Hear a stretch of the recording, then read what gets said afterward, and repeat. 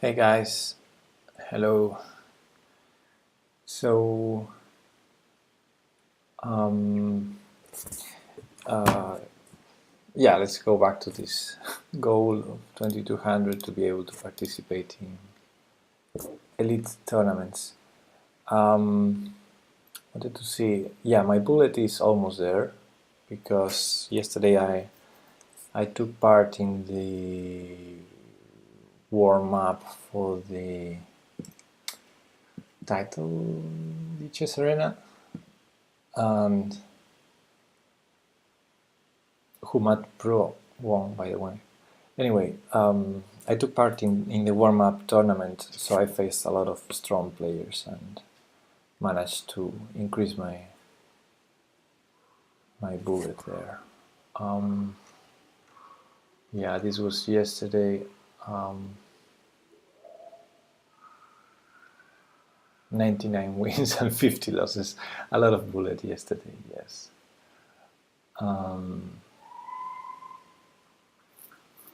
Yeah, I had some decent wins against very strong people. Also losses, but also against strong people. That's the nice thing of these tournaments. So I think I'm going to play one or two bullet games to reach 2200, and then I'm going to focus on the Blitz. That's what I'm going to do.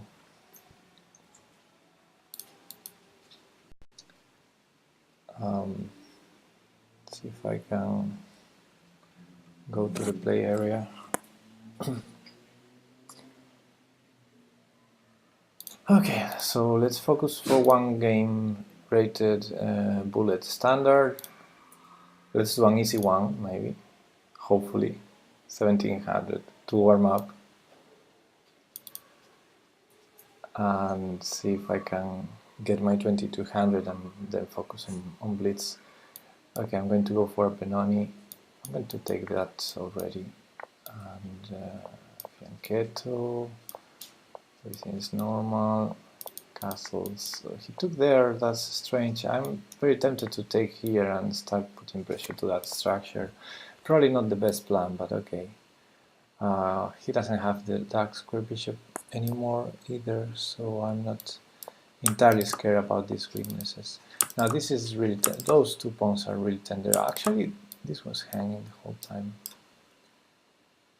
Yeah, I kind of misplayed that.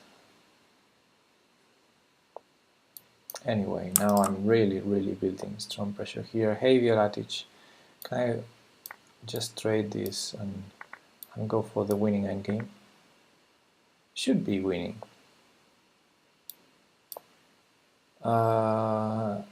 Yeah, so far not bad, Violatic.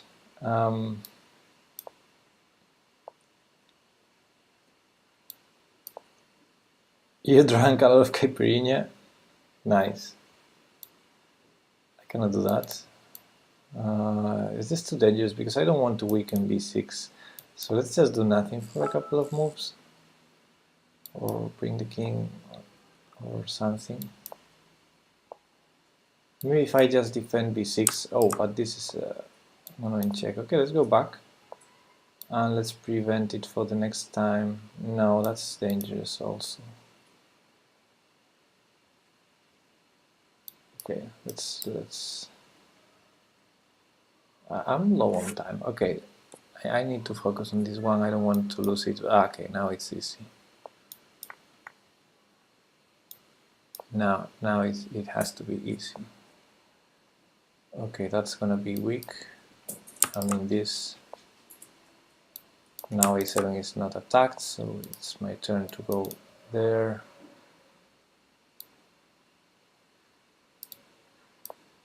Yeah, I need to play faster.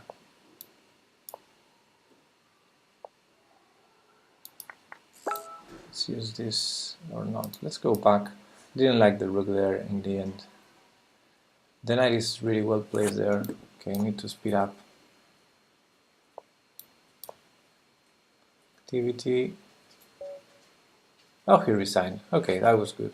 1 point, exactly what I needed.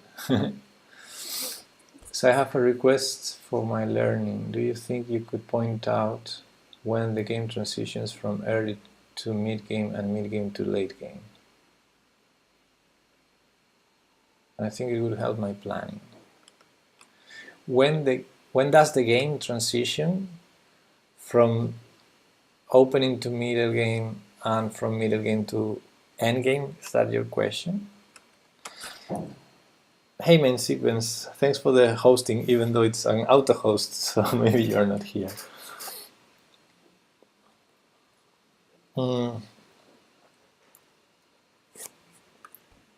I think that's a very hard topic to discuss, but we can do that. Maybe I need to change the title of the stream because I think it's a very deep topic to discuss. On a game by game, hey Tomatak, on a game by game basis, something you think about. Hey Jackie, what's up? Okay, let's take this one game, for example, the game we just started to play.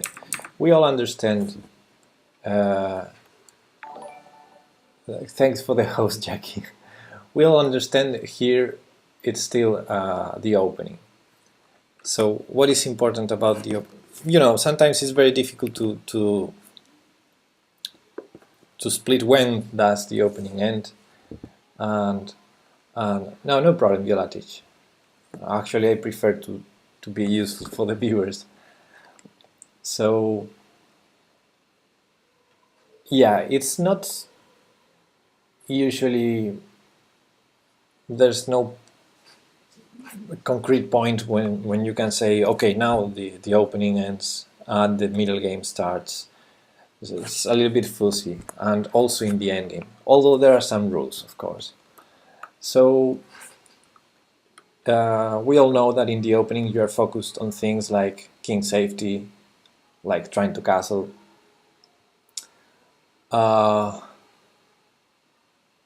Okay, Jackie. I don't hate you.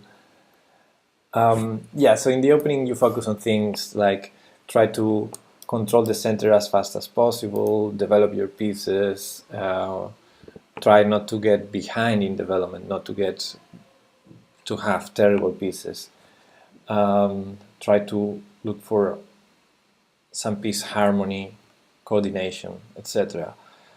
While in the middle game it's all about plans and calculation. And how that transition goes, I think it depends a lot on the opening, and I think that depends on your repertoire. You usually, when you study openings, when you start studying openings for real, what you really study is what kind of middle games you get from each opening line. For example, this is a Benoni. This is what I'm trying to do, a Benoni here. But after c4, c takes d4, and queen takes d4, this is more of a Sicilian structure, maybe. If white ever plays e4, it's going to be a Maroczy. Although, of course, that also comes from a Benoni. But in the main Benoni lines, they go for d5. Anyway, after this trade, let's say I want a tempo here. So far, so good. Try to develop my pieces. He develops controlling. For example, in this type of opening, when I play with g6 and d6 that I'm going to play, d5 is always a square that white will control. So that's another thing you probably study when you study openings, or at least something you realize is when you choose to play one opening, you know which squares you are going to control and which squares you are going to give up on, and those are going to be important factors in the middle game. So of course everything is related. I could try to play differently and try to, fight against the control over the d5 square, but I chose this other approach, which is also playable. Everything's playable, and you cannot control all the 64 squares, so you have to choose anything. So yeah, opening is more or less something random, or at least something you choose between the both of you, the both players. And okay, this to my eyes, this was a mistake. But up to this point, this could be considered a normal opening, and I think white could just keep doing normal stuff like controlling the center, and probably let me go to the analysis board for a moment. Hey Sefa, yesterday I was playing, okay, let me turn the engine off. Yesterday I was playing the warm-up bullet, warm-up title Leeches Arena or something like that. And well, first of all, I was tired to stream. I didn't know if I was going to play good chess given the last days.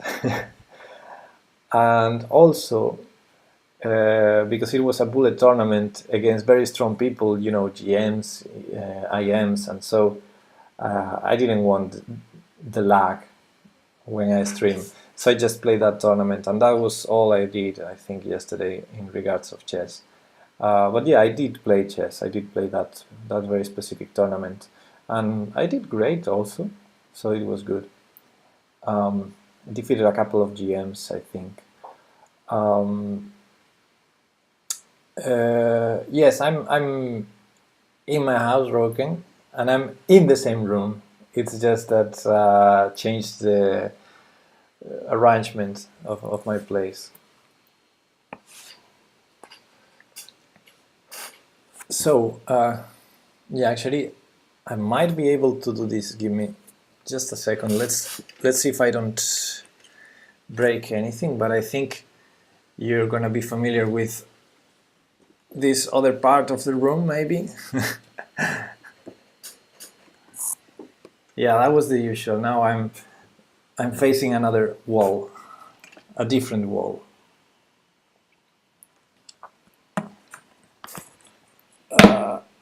Give me a second. There you go. Okay, now it looks great.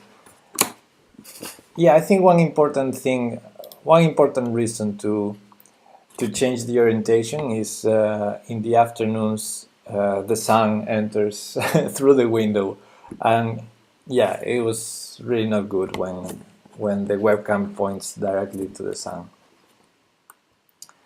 Nicer than Roken. You know Roken's place, Violatic.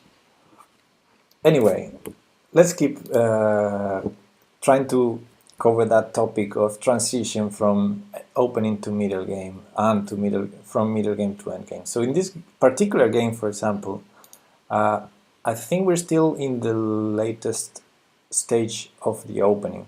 From Black's point of view, there's still a couple of things to solve in regards of your opening goals. So I already castled, which is perfect. I developed some pieces, which is perfect. But I didn't fight at all for the center. So for example, if white plays e4 here, which I think is a good move, threatening to totally dominate the center, I probably need to contest with d6. So that's probably a move I want to do, to fight a little for the center, because I'm lacking space, so it's not that I'm going to control all the center, but at least fight a little, and also develop the remaining pieces. So yeah, in regards of opening goals, I think I will have to play d6 or d5 if possible, then develop this bishop, and then probably place the queen somewhere to connect rooks, and that's more or less that will be the end of the opening for black. Now, for white, it's pretty clear that the king is not castled and this bishop is not defended, so I think what white needs to do is, yeah, to solve those problems, and then the opening stage could be over. My my t-shirt says keep calm and call 011899988119991197253. And I know if you know what it means, but if you know it, you know it's a funny t-shirt.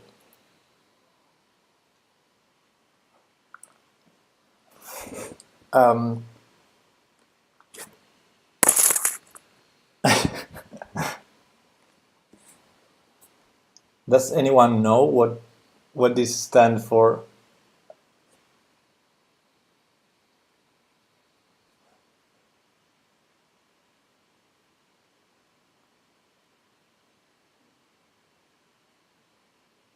Yeah, I think that's the number, Violatic. 0118999. Yeah, Violatic knows. Violatic knows. There's a nice.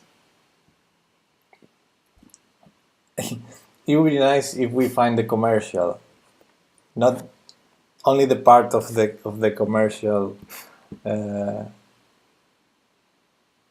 showing that. Anyway, okay, Violatic is sharing.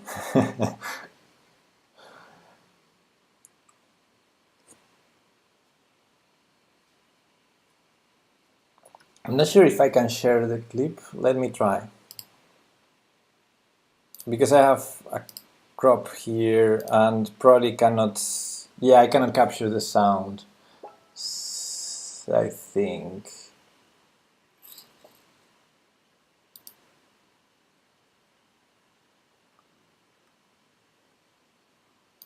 Because do you hear the sound when I move a piece? Do you hear the sound of the capture?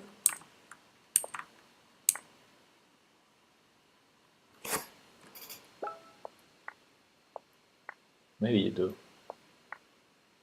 If you hear that, then I'm capturing the sound from the browser. If not, I think I cannot share a clip with sound. You do hear captures. Okay, then let me try.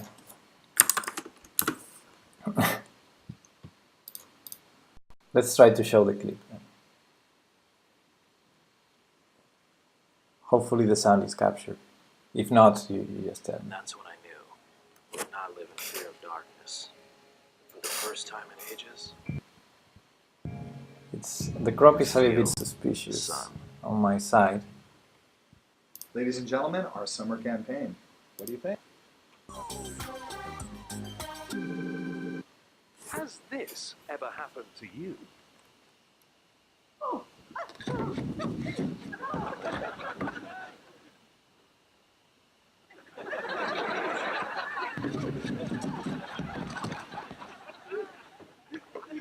From today, dialing 999 won't get you the emergency services. And that's not the only thing that's changing. Nicer ambulances, faster response times, and better-looking drivers mean they're not just the emergency services, they're your emergency services. So, remember the new number.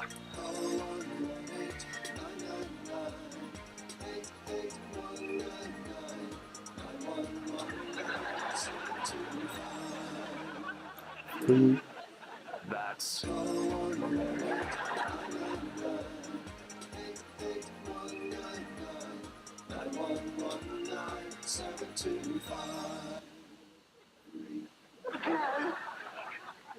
I've had a bit of a tumble. Well, that's easy to remember. 0118 999 88199 9119 7253.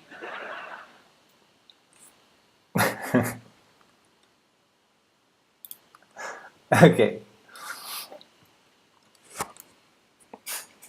Yeah, okay. So, yeah, I was a big fan of that series, of that TV series when it appeared back in the day, so I have this t-shirt. Yeah. Yeah, I recommend IT Crowd, the series. They're so great. I could literally have different... yeah, it's serious. I could literally have 40 different t-shirts only with quotes from that series. Okay, going back to this game, it wasn't the highest quality chess game ever, but yeah, I was trying to tell about this transitioning. Okay, I think my computer froze for a moment. Ah, no, I have to just, yeah, okay. Now I can move the pieces. All right. Yeah, so again, to properly end the opening, I think white needs to, you know, push this pawn, develop the bishop, castle. And black should push this pawn, develop this bishop, move the queen out somewhere. For example, queen b6 is going to be an idea because the bishop left the defense of the b2 square. Yeah, I don't know. But my opponent did, I think, a stupid thing, taking on f6. This goes against the rules of the openings. Move the same piece twice for no reason at all. And then finally push the pawn. Okay. So from this point, I think, right at this point, Violatic, I think we're transitioning into a middle game. When, because of bishop g5 takes f6 happened, black has a lead in development. So instead of using the tempi to keep developing and castling, the king is still in the center, 2 moves away from castling.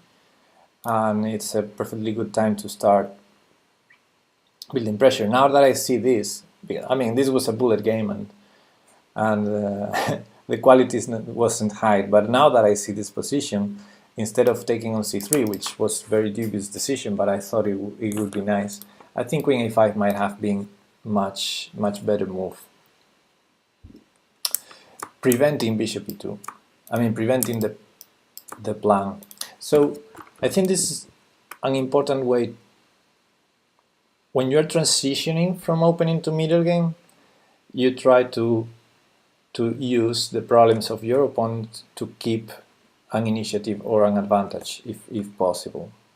So for example here, the problems white has in regards of the opening goals is white didn't castle yet, and this bishop is not developed yet.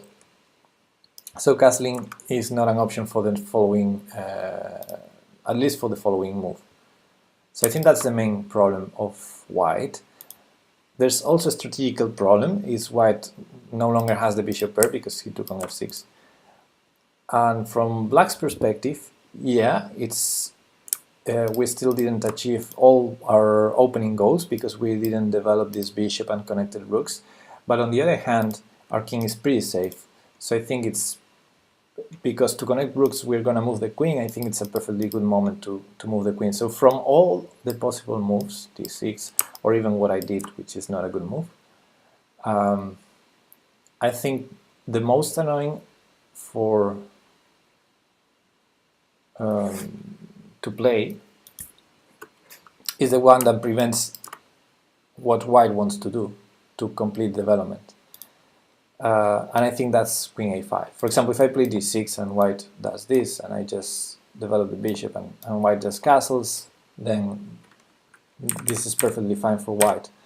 But if I go queen a5, and that's a good way to transition to the middle game, I keep an initiative by threatening to take a pawn on c3, white can still go for castling. So I would say that's maybe not in a conscious way, but that's probably what I usually think when I'm transitioning from opening to middle game, is try to focus on my opponent's problems to try to keep an initiative. For example, here bishop e2 is not possible without losing a pawn, so white probably has to move the queen to defend the knight, something like queen c2. But then we can already keep going on initiative, keep preventing bishop e2 or bishop d3. So yeah, I don't know, maybe rook c1. Rook c1 loses the a2 pawn after bishop takes c3, so yeah, not sure what white is supposed to do here. Maybe knight e4 is a move. Reconnecting, network error. Okay, I have a problem. Glitches is reconnecting now. Give me a second to refresh the board. Uh-oh. Uh-oh. Okay, I hope it's only leeches and not my connection.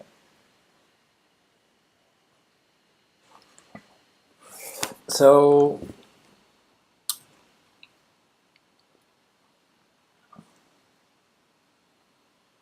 which quote is pretty bad? Ah, okay, the one of Violatic. It's okay, just to summarize, when you are transitioning... No! Just to summarize, when you're transitioning from from opening to middle game, you try to focus. If you think you have an advantage, you're probably trying to focus on your opponent's problems to keep an initiative by preventing his natural plans or his necessities to solve. And if you're not with an advantage, you're probably doing the opposite. You're trying to bail out. You're trying to, for example, white, in that position, white should try, I was trying to find some move like 94, trying to be able to, as soon as possible, achieve what is first in the priority list, which I think it was castling.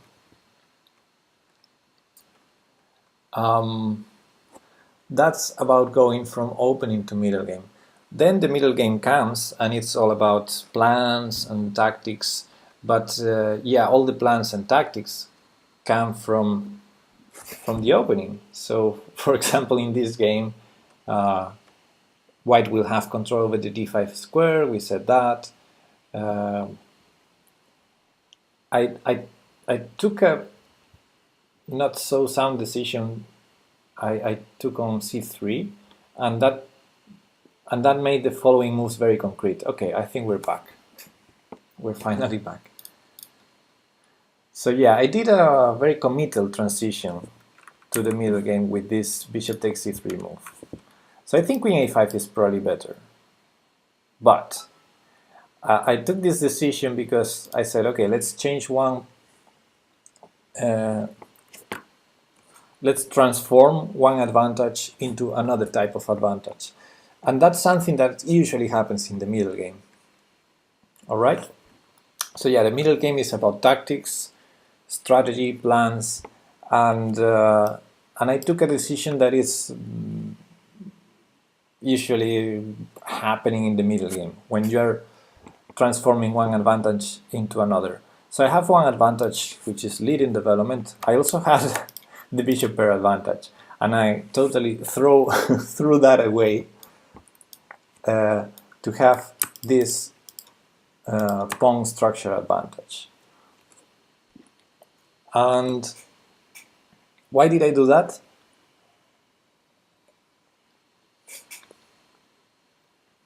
Well, first of all, pawn structure advantages are usually long-term advantages. Not like, for example, the leading development is a short-term advantage. It's a dynamic advantage. It can disappear into moves. If I'm not strong enough with my moves, if I play a very passive move, and I give my opponent time to solve the problem of development, I no longer have the advantage. But structural, this structural advantage is going to be there long term. No matter if I do passive moves now, it's gonna those terrible pawns are gonna be there for more or less the rest of the game. So that's something to consider, because especially when facing lower rated opponents, I really like to prevent myself from messing up. So having long-term advantages is kind of relieving, or at least safe. Yeah, I gave my bishop pair. I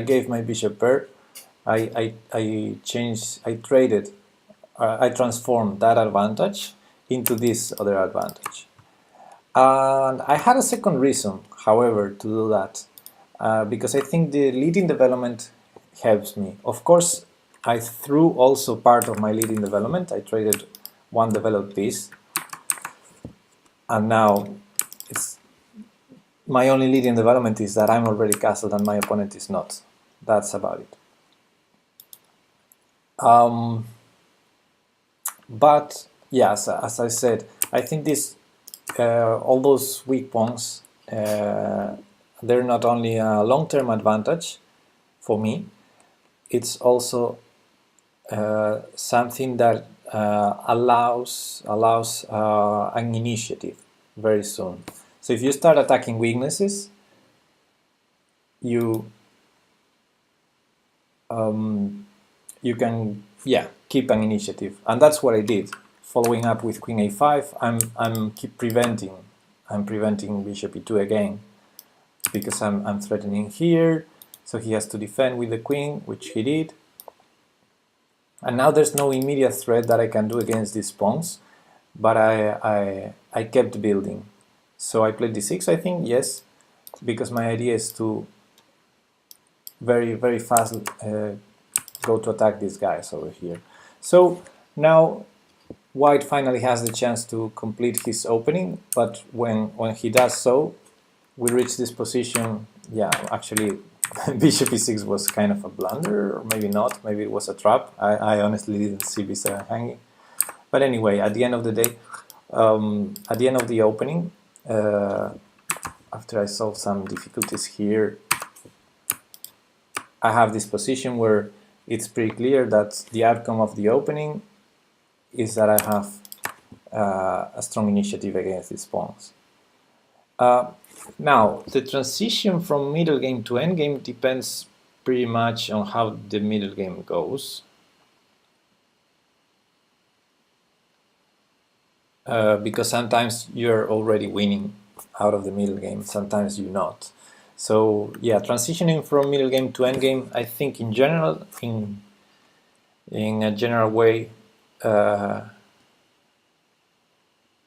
it's all about calculating. Yeah, it's very hard to give some general rules.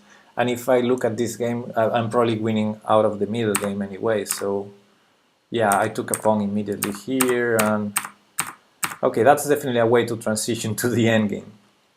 But it's a pawn up end game, so yeah, not a lot to analyze here, I think, in this game. Can you analyze our game if finish? Which game, Sefa?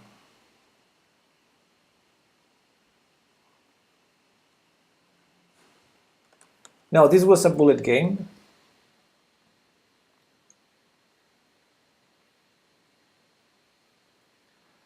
Because I wanted to play one bullet game to reach 2200 and then focus on Blitz. But we were just discussing this topic. I think it's a good time to go back to my goal and focus now on Blitz. Focus now on Blitz for the rest of the stream.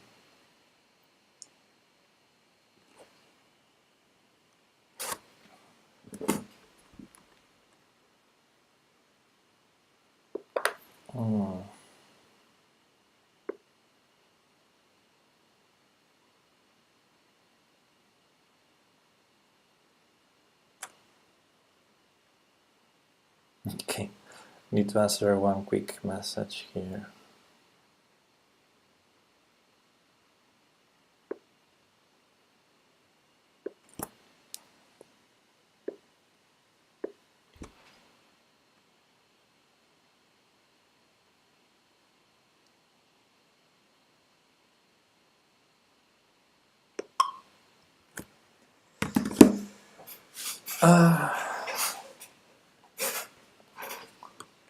History will remember it. The dog.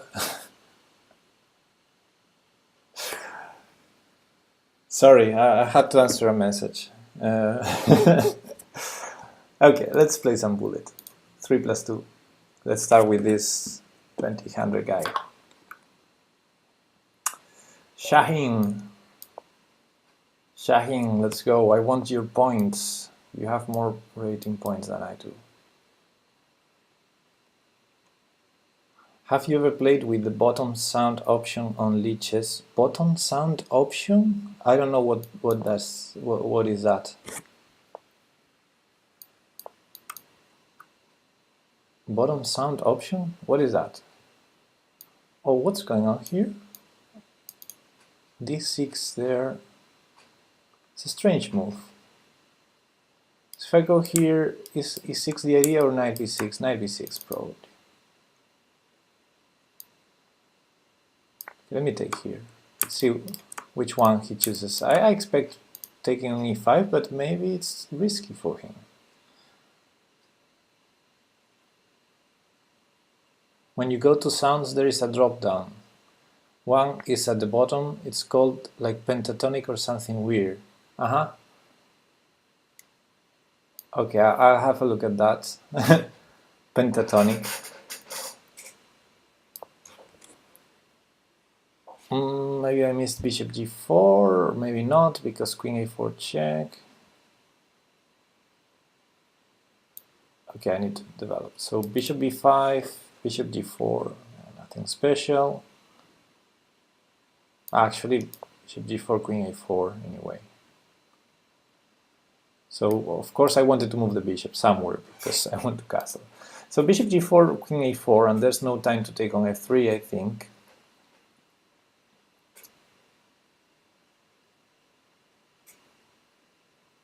Also, I'm pinning the knight, so e5 is not in danger.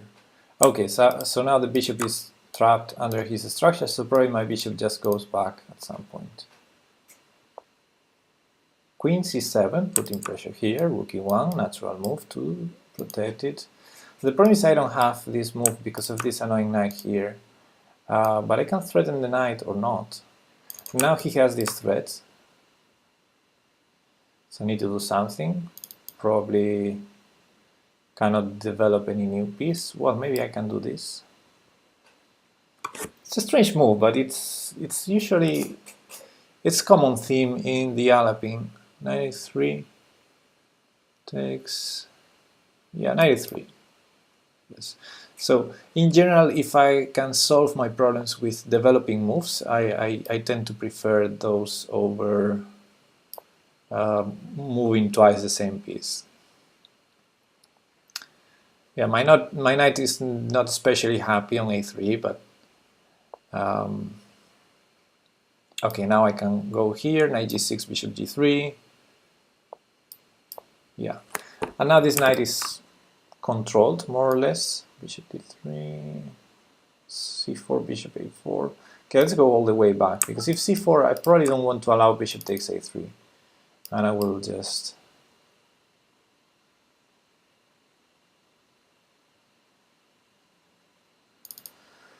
Okay, so this knight doesn't have a lot of squares, especially now, so h4, h5 is definitely an idea. I'm going to throw h4. If he castles h5, forces knight h8. Unless I blunder any tricks here, I don't think so. Okay, and I like to see that. I like to see that. This is terrible piece. Need to speed up, so probably stop talking. And start moving. I want to bring the rook here and also overprotect this. At any point, any jump for this knight will hit the h5 pawn if he castles especially, but he's trying not to castle. Okay, I think it's a good time to do this, maybe.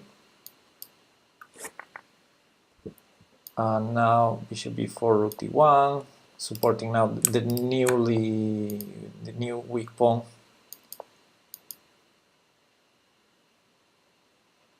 Knight g5, knight e4 can be an idea now.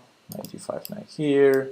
You know, try to cash the bishop pair, because I think he's gonna be forced to take. Maybe queen b7 prevents that. Okay, doesn't do it. Maybe he just wants to take and place the knight here or here. Makes a lot of sense. Probably here, I would do it here, yeah, because the bishop, no, the queen is defending h4, so maybe I just move the bishop back. Okay, that's a normal move also. I guess I have time to develop. Times are blurry.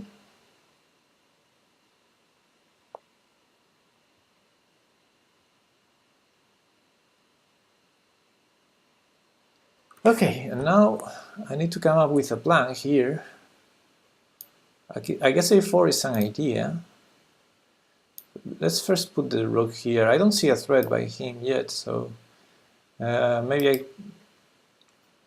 I do b3 or b4. I don't know. He cannot castle for the moment.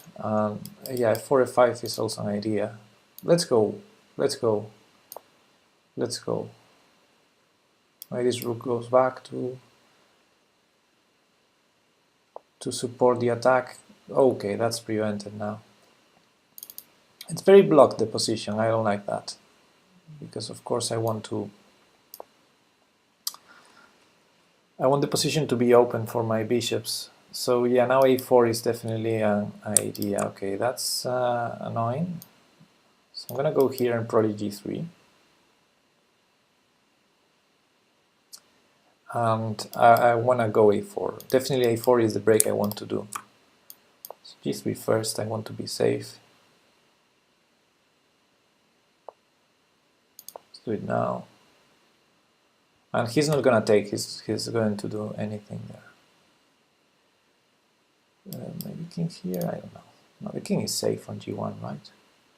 And now b3, if c3, I take on b5 a pawn.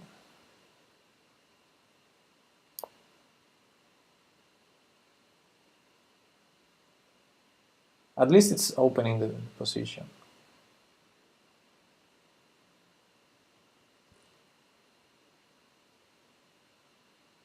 I really needed this. I needed to open. Of course, there's some concessions here, and I cannot calculate everything, but from a conceptual point of view, I needed to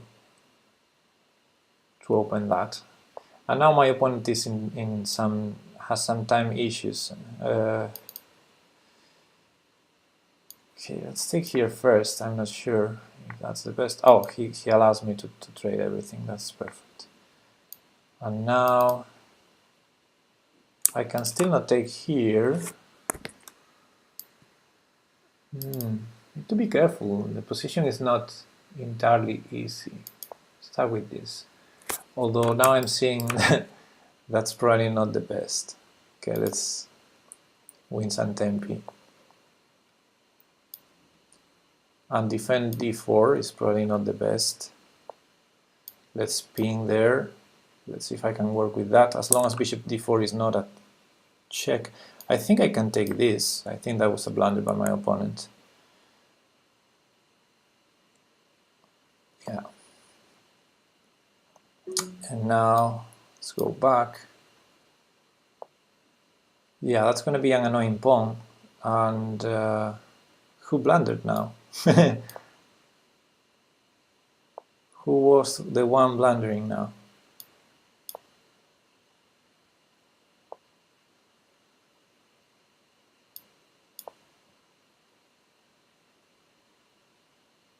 Okay, this starts to be very dangerous. I'm a piece up, but it's not the easiest. Okay, trading queens should be good. Trying to take this also.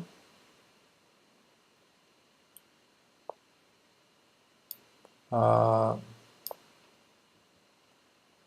not threatening anything, but I have all under control, and my opponent timed out. Okay, that was tough in the end because he had a lot of counterplay with this pawn here.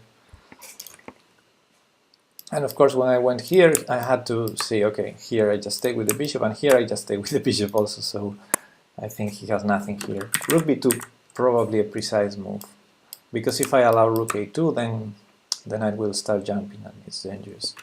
Okay, good game, Shaheen. Let me catch up with the chat because I was too focused. So you said, okay, first of all, you said something about the preferences, sounds. Ah, the sound was there. Sorry, let me go back.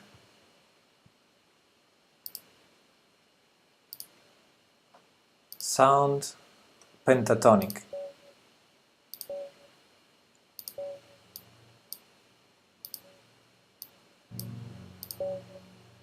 What is this? pentatonic.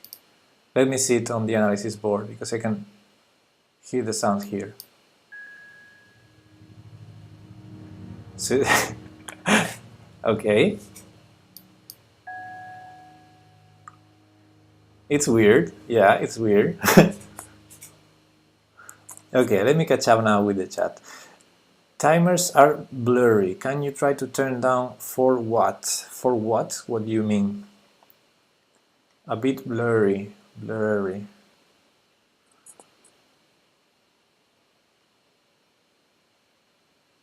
Turn down for WATT. What is that? You can't play 97. No, you can. Can you? I can't remember. Wait. I don't know.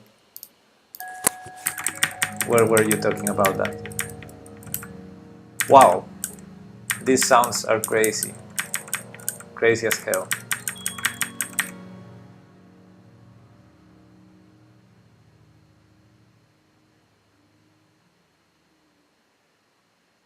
Is the stream on 12? Most viewers have their monitors on 8.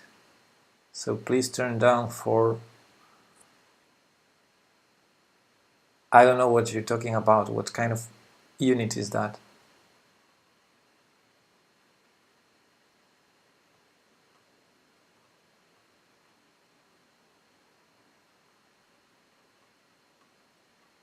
Yeah, it's weirder when I move. It's really weird. It's terrifying.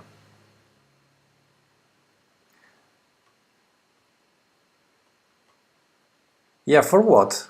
What are you talking about? For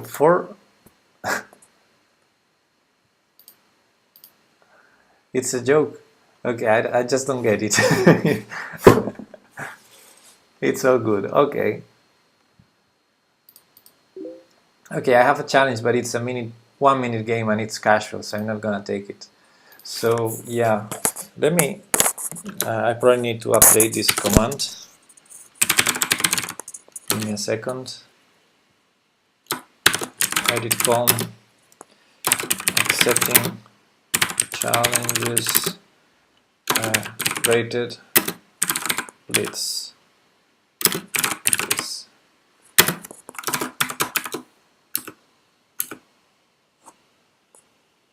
There was an error because I didn't put the name of the command. I'm so clever. I'm so clever. Yeah, fortunately the command accepting does not exist. Orange.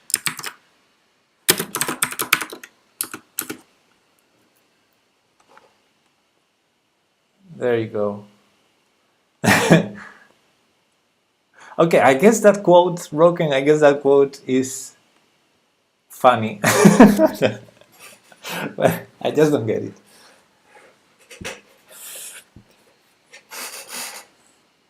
It's just a word play for what? Turn down for what? Okay. I guess that's supposed to be funny. Okay, Sefa, can you send me a challenge or do I need to challenge you?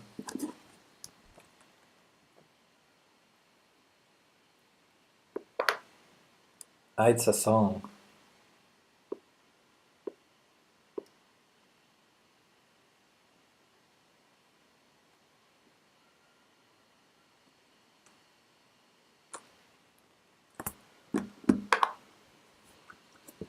Do I need to challenge you, Sefa?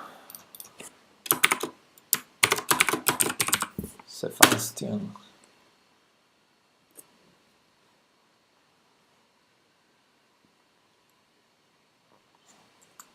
You're playing with Sefa, but not here. Not here. Not only chess.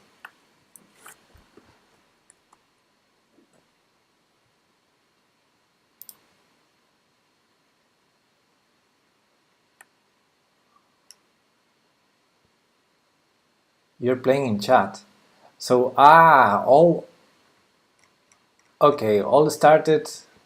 Yeah, I saw you typing moves. I didn't realize it was a real game. I mean, I thought you were talking about a different game. I realized it was different from my position. But I guess it all started when Liches came down and someone said e4, and I guess you continued from there. Yeah.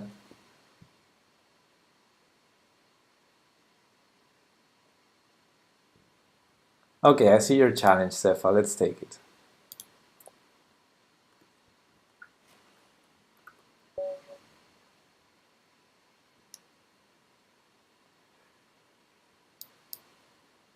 Where's the sound now? I don't hear the sound of the moves. No, where are the sounds? What happened with the sounds? Sound. Let's see if now we can hear the sound. Yeah, there you go. There you go. I have sounds now.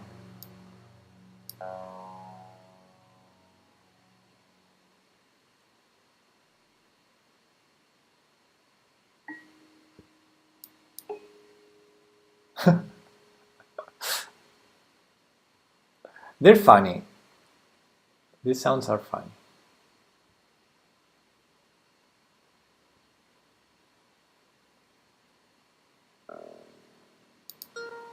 Ding.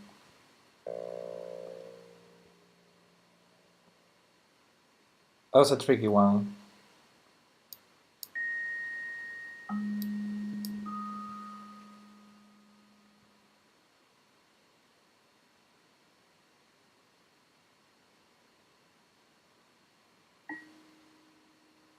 Okay, I like that.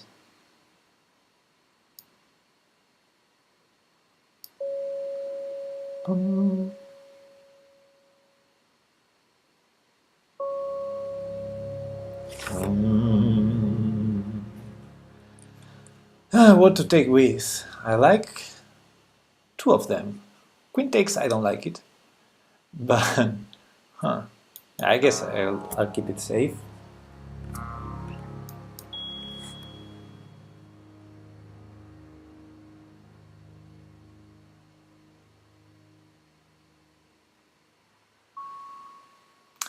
Moving the queen there is probably not good.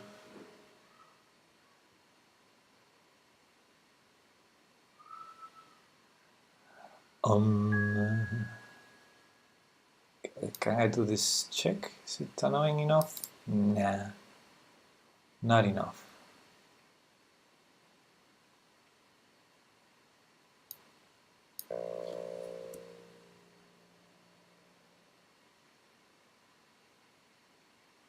Move your opponent's pieces. Is that possible? Whoa! He castled into it. I love it.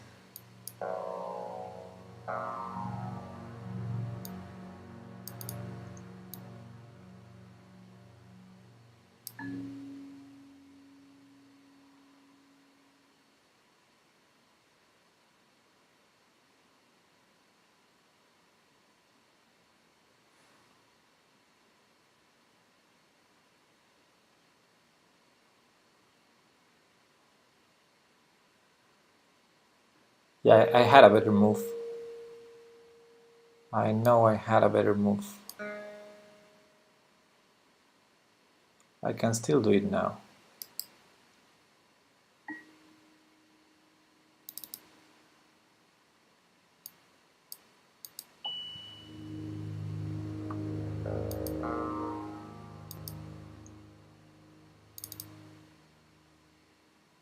I just have to be careful with this, but I have f6. You know, never play f6, but if you save a mate, you're allowed. So pawn takes bishop is check, so I guess the pin does not really work a lot. Ah, but now it's not check, so good job, Sefa. But now I am ping.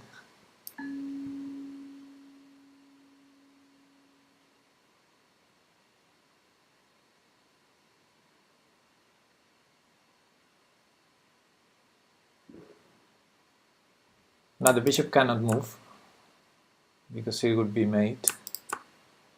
So I'm expecting this. Okay, I guess I just take it now. Have to be careful. Need to calculate well, because after rook d6,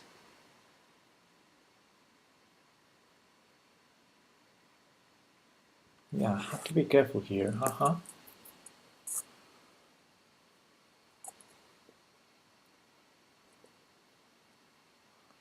That was a good move.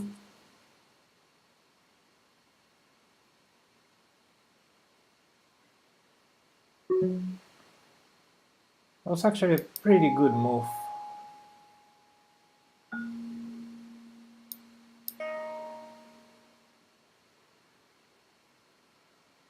So now it's bullet time, basically. I love the position. I can just... I just need to play bullet. That's the thing.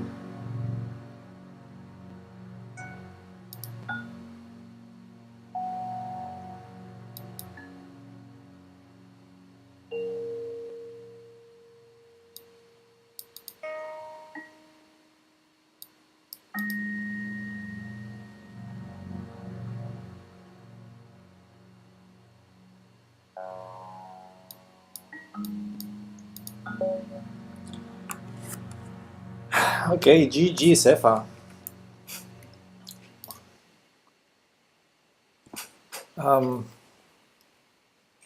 Yeah, you found a very good resource. A very good resource. I mean, I thought I was killing you, and at some point you found a very good resource. Yeah, I mean, castling long here, that's risky. That's risky. Yeah, I probably just can take here and allow bishop takes f5. No, actually that prevents bishop takes f5. What am I saying? Yeah, so we both blundered this. Okay, Blunderful, I see your challenge. I'm gonna take it next. And yeah, there was a very good resource here. First of all, this is great. Pings my pawn, because pawn takes bishop is no longer check. And this was really great, because here, if I take here after rook d6, it's really annoying, because I cannot go here because of rook takes g6, and my queen hangs. And if I go to b7, which is the only other move, then this is really dangerous for me now. Queen h8 is hard to stop. I need to go here, but then you have this. So very good resource before. I couldn't really take the bishop, and so I played this, of course, and we went into bullets mode. I played it safe with f6, bishop g7. You could take here, by the way. After bishop g7, you could take here, and yeah, I think all of my pawns are hanging. So yeah, after you miss that, it's very hard now for you. Yeah, I know you had no time. It's +2 though, so after a couple of quick moves, you have 4 more seconds.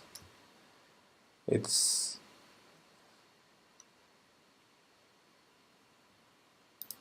Anyway, let's accept Blunderful's challenge now. Let's go.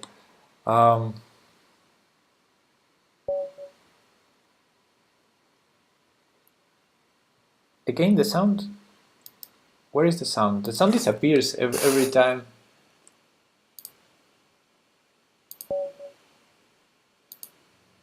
Now it's back. Okay.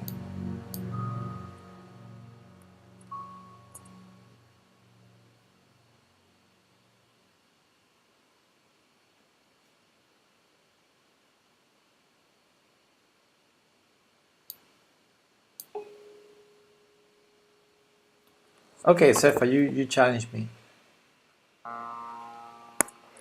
Okay, d3 is slow approach. I like it. Now I'm really liking to go here I think I'm gonna do it, yes. And I know Jan Gustafsson has some repertoire with very soon d5, but I don't know the lines, and they're too concrete, so I just I will just castle. I only have yours. Just I know I have one. I have one by Caste, but I'm gonna reject it because it's casual, and no, it's Blitz. Three plus 0 is already Blitz, but it's casual. I will not take casual challenges, so I don't have any challenges now in the list. Okay, so rook e8 I don't like, especially because then okay, let's calculate. Rook e8, knight e5. Is d5 working? That's the only question. If d5 is working, maybe I can go rook e8. d5 now, I don't like it because e5 can be a problem, but after knight g5, maybe e5 is no longer a problem and I can go d5. I don't know. This is why do I keep playing e4, e5 openings with black when I don't know them?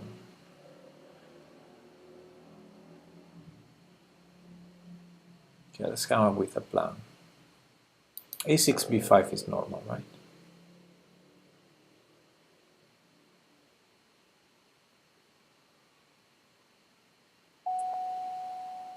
Oh, yeah, I guess that's also normal. White is playing like if it was black, trying to equalize the position. Hey, oh. Hey, Manish.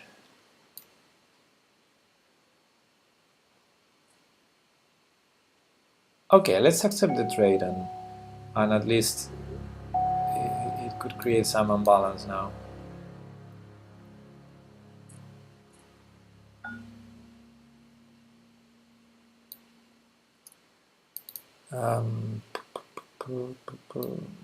Seven. Okay, nothing special. D6 is normal.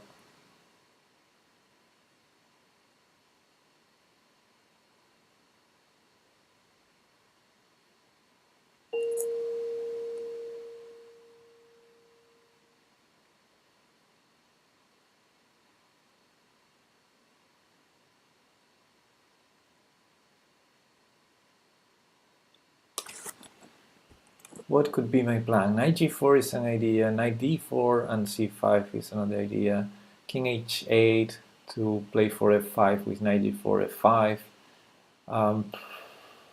Yeah. What's white's plan? With the queen on d2, probably the knight will go to c3 instead of d2, which is what I would expect. So maybe after knight c3 I can go knight d4. So let's do a waiting move.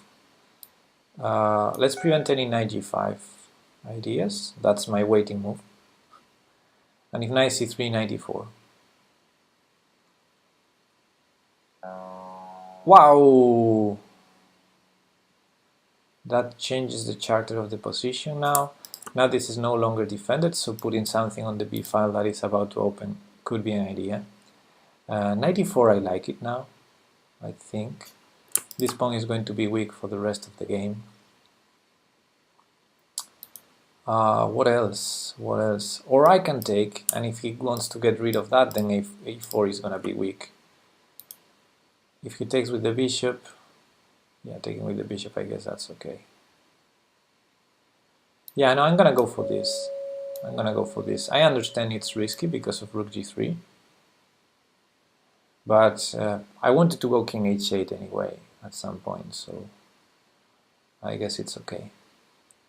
Yeah, knight h5 was possible also. A waiting move. What's a waiting move? A waiting move is a move that does nothing. No important threat. It's just a move to pass the turn to the opponent and see what does he do. For example, now I'm going to do a waiting move, or you can also call it prophylactic move. Prophylactical. Because now after the trade and rook g3, there's no more threat of queen h6 with my king on h8. I'm waiting. I'm waiting to see what my opponent does, because if he takes, then this is weak.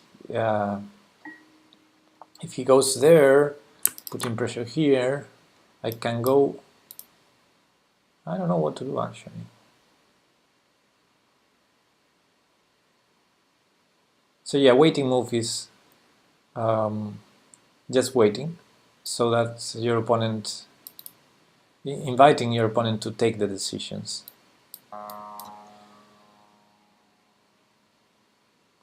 And now I'm really short on time, so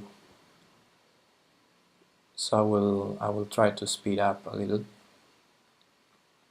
For the moment, the position seems pretty equal. Wow, he's definitely taking a decision there. That's a free pawn for me, so I think I'm gonna take it.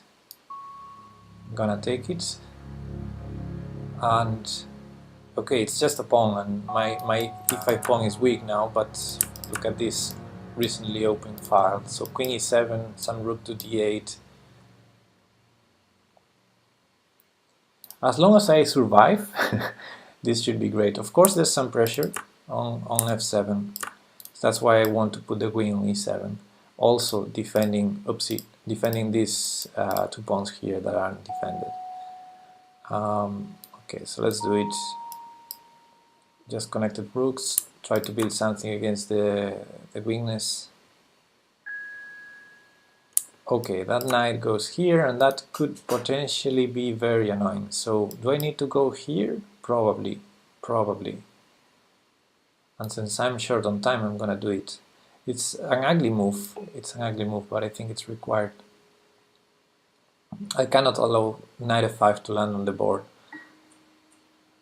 Now, if I bring this, f7 is weak, but I cannot bring this. So let's do it slowly, and now bishop back to c8.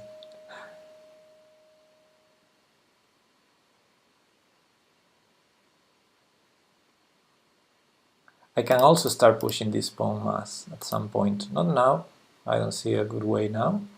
But when this is open, then maybe c4 is an idea. Okay, now he's tickling this pawn. So it's time to take decisions. My pawn is about to fall. And I don't have a good follow-up, so I should calculate fast, and I'm not in bullet mode, so that's annoying. Yes, that's annoying. I think this is not a good endgame, but I'm trying to find some counterplay somewhere. Okay, I think he committed a mistake taking on b4. I think he had to take on c5. We can see that after the game. Now I think I'm back to being comfortable. Probably. The sounds make me play slower, maybe. Yeah.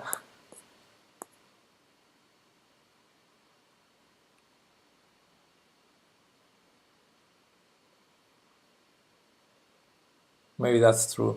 Yeah, I think I'm gonna play a5 so that my queen is not tied to defending a lot of pawns. Yeah, they're too relaxing. Maybe queen c5 is still an idea here for white, because it's not easy to defend the e5 pawn.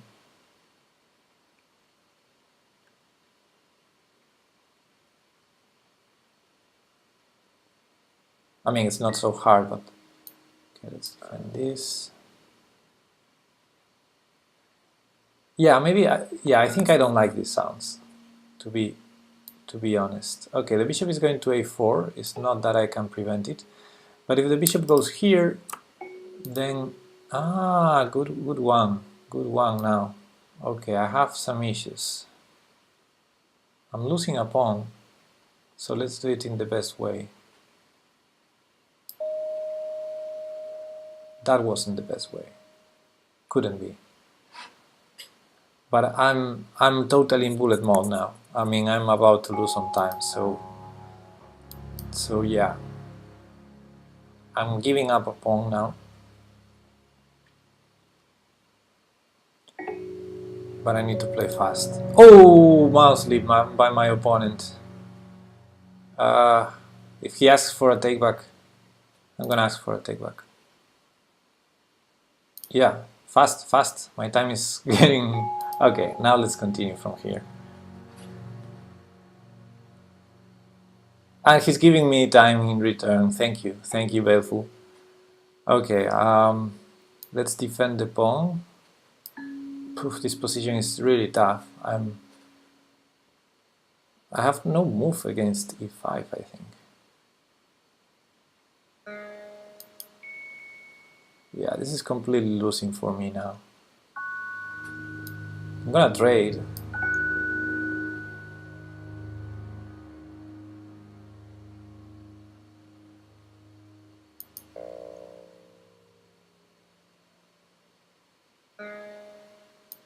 This is painful, guys. This is totally losing now. Oh!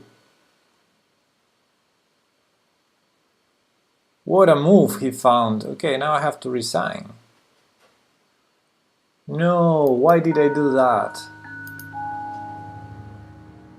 Good game, Baleful.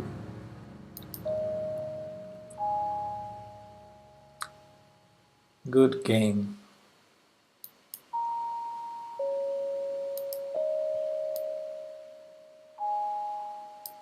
Threatening mate.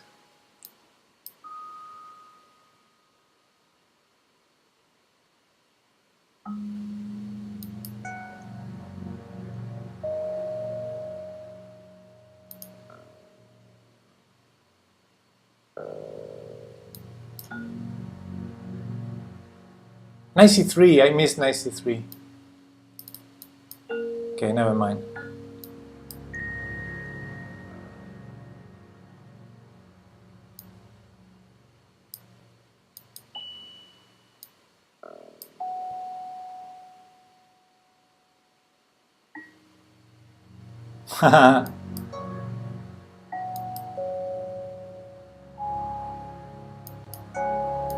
Okay, you're crushing me. You're seeing all the good moves. Mating one. Well done, Baleful. Well done.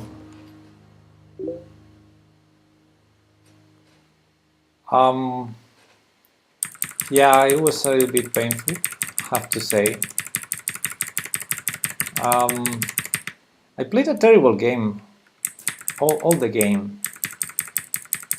I thought up to here I was doing okay, but then I realized I didn't. I didn't manage to use my trumps in the position. So probably here, instead of this stupid move, I can already go bishop g4 and hit the rook back. And you know, here I was too focused on speaking and too less on the play. So if you don't mind, I will speak less because I'm not in shape and I really need to focus. This week has been really tiring for me. And yeah, I don't like to lose my rating as this. So yeah, okay, the take back was necessary, Suomi.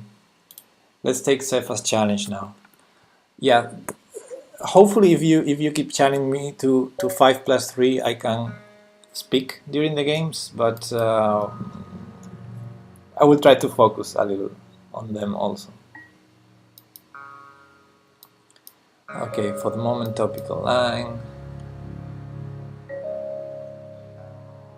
Yeah, this sounds really distracting. Let me change the sound. The sound definitely has to have something to do. Let me see. Let me explore other sounds. Why do you play rated versus under 2000 mainly? You want to drop it. I don't think it's mainly under. I mean, if you're under 2000 and you challenge me, it's not my choice. I usually take challenges against anyone. Especially I love to play tournaments, so it's usually random what I get. If I do a good tournament, I get better opponents. But yeah, in general, I take any opponents. I think I never use the filter. You can in the lobby you can filter per opponent's rating, and I never use that.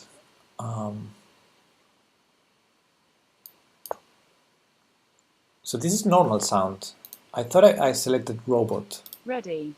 Robot. Ready. This is robot. So robot is normal theme. Futuristic. Let's try it futuristic now. What? What is this sound?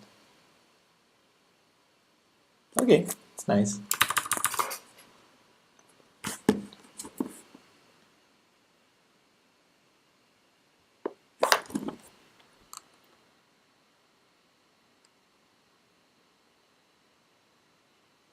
It's hard to focus when people is chatting at you.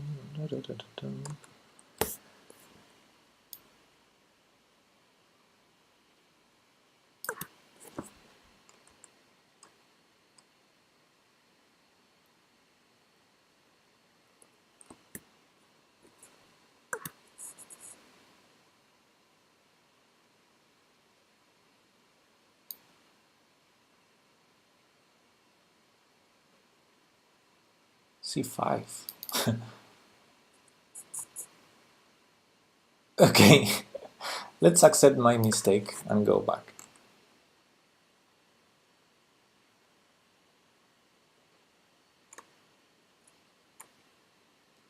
Don't underuse. Underuse?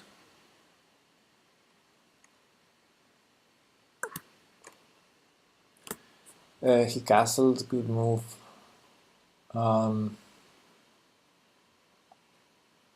So I'm really behind in development after my last moves. But now I can go queen d6, queen d6, c5, I think.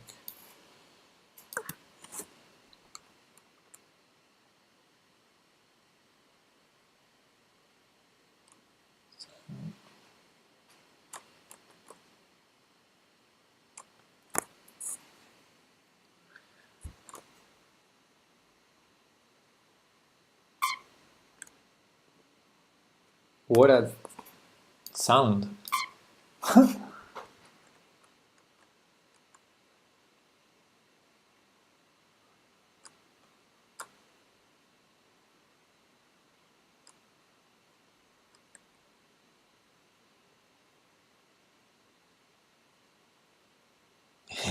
Always nice to leave the dark path of 1c4.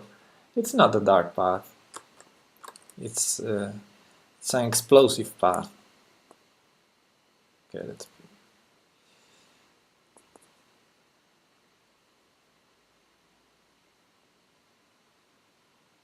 Yes.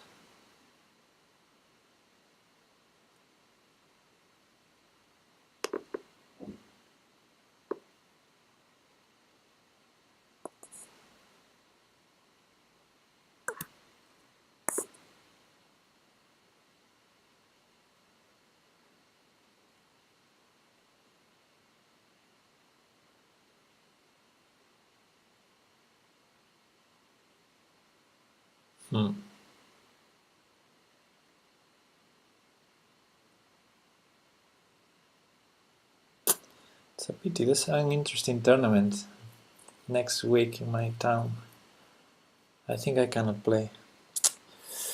Okay, never mind. b4, good move. I guess this is forced.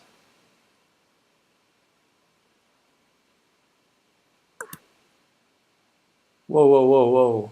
What are you trying to do to me? Take once. Now let's not take twice. Let's go here. One thing I know is that unless I'm over the board, I'm not playing d4 again. Why? Why is that? Why so much hate for English? I don't hate the English.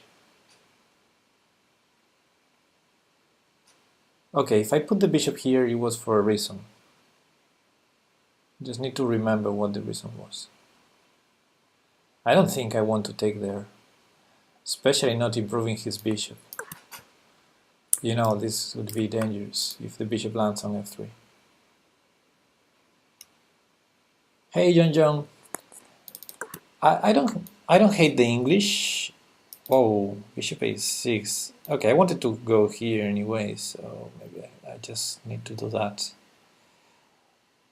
Let me calculate. Takes. I mean, there's also rook b8 and bishop c8 moves, but feels wrong. I figure I'm more of a tactical player, and if I go 1d4, I'm severely hindering my good quality. I don't think that's true. Actually, I think the best tactical games start with d4. If you don't know what I mean, have a look at the classical games of Efim Geller, for example, or in a more modern approach, you can have a look at Mamedyrov's games or Jobaba's games. I mean, there are plenty of players starting with d4, also Shirov, having very tactical games. It's just that d4 usually things are slower, a little bit slower and less concrete in the opening, in the early stages. But then when when tactics appear on the board, you have in general more coordination, and tactics are even deeper.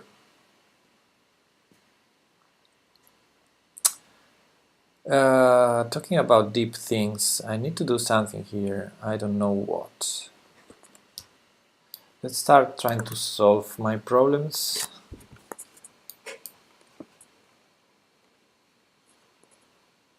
I guess the rook on a8 was a problem. Now it's hitting an undefended pawn on d5, cannot be bad. I definitely have a problem with the knight on the rim. I wish he takes. Okay, he took. Okay, this is not the best, but now I have the bishop pair in return. Yeah, I expected that. Let's push.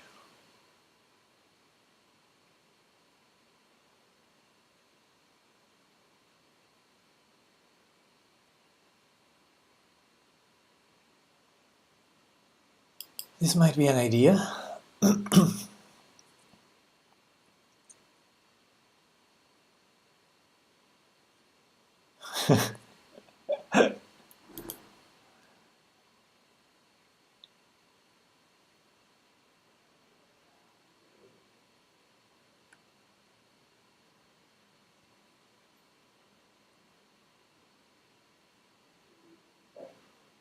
Yeah, stop using engines and your girlfriends won't never ever dump you again.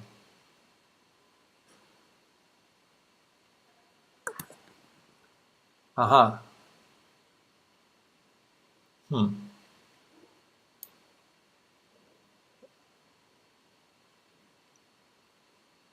have very weak pawns over here. Guess I'm still doing fine. More time for chess now. It's a win.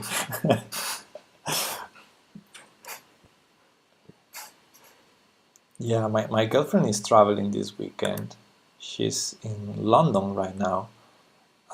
So that means I have more time this weekend also. That's why I'm streaming so early today. Okay, I guess that was a good move. And I probably need to go back because I don't have access to this square. So I shouldn't be thinking for so long in this position where I only have a move. Now I have two moves, or maybe three, or four. It's a lot to consider. So the thing is the pawn on d5 so dangerous? I don't think so. I generally prefer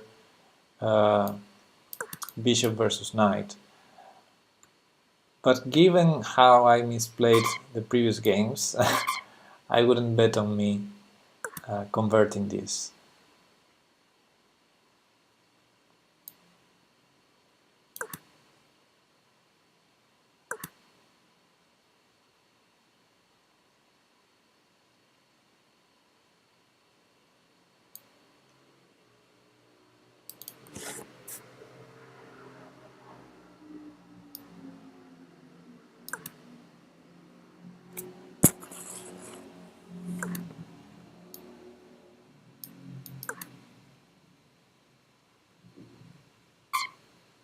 Yeah, I gave up that pawn, right?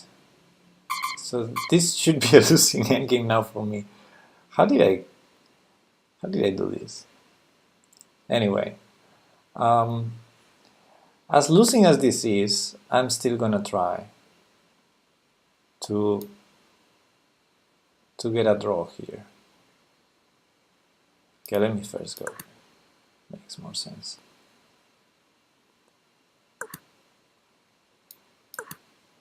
Yeah, this actually, yeah, I don't know. This is not even about conversion. This is about saving the game now.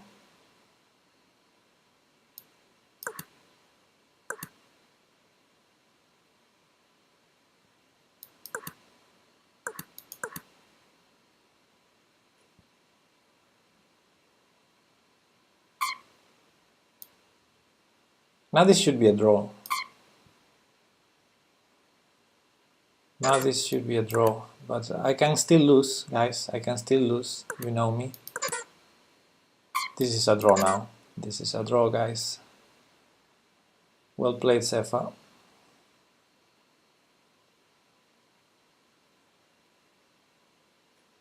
Yeah, it's just a draw. Whoa! Whoa, Sefa, what are you doing, man? Whoa! It was a draw, man.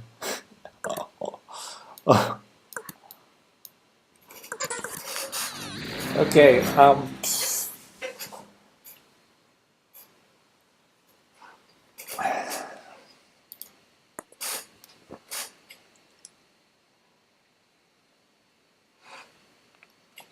okay, Sefa, you proved me wrong.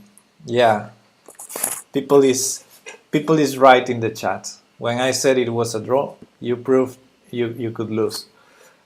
Yes, Sefa, you were winning. First of all,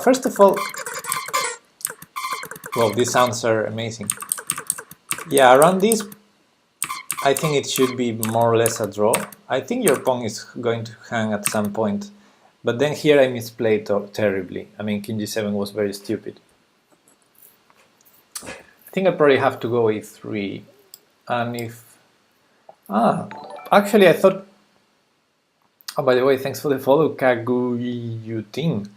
Yeah, I thought bishop f8 was clever because you wanted to go here next move. But actually that might be a mistake because after this I don't have rook d7. So yeah, maybe bishop f8 was a problem. Anyway, after this I could also go here and start trading, and it should be a draw. It should be a draw. And after this, I'm not entirely sure. I think this is winning for white, but it's not easy to win. Let's put it that way. And yeah, after this plan of going with my king to h4, I think it might be a draw already.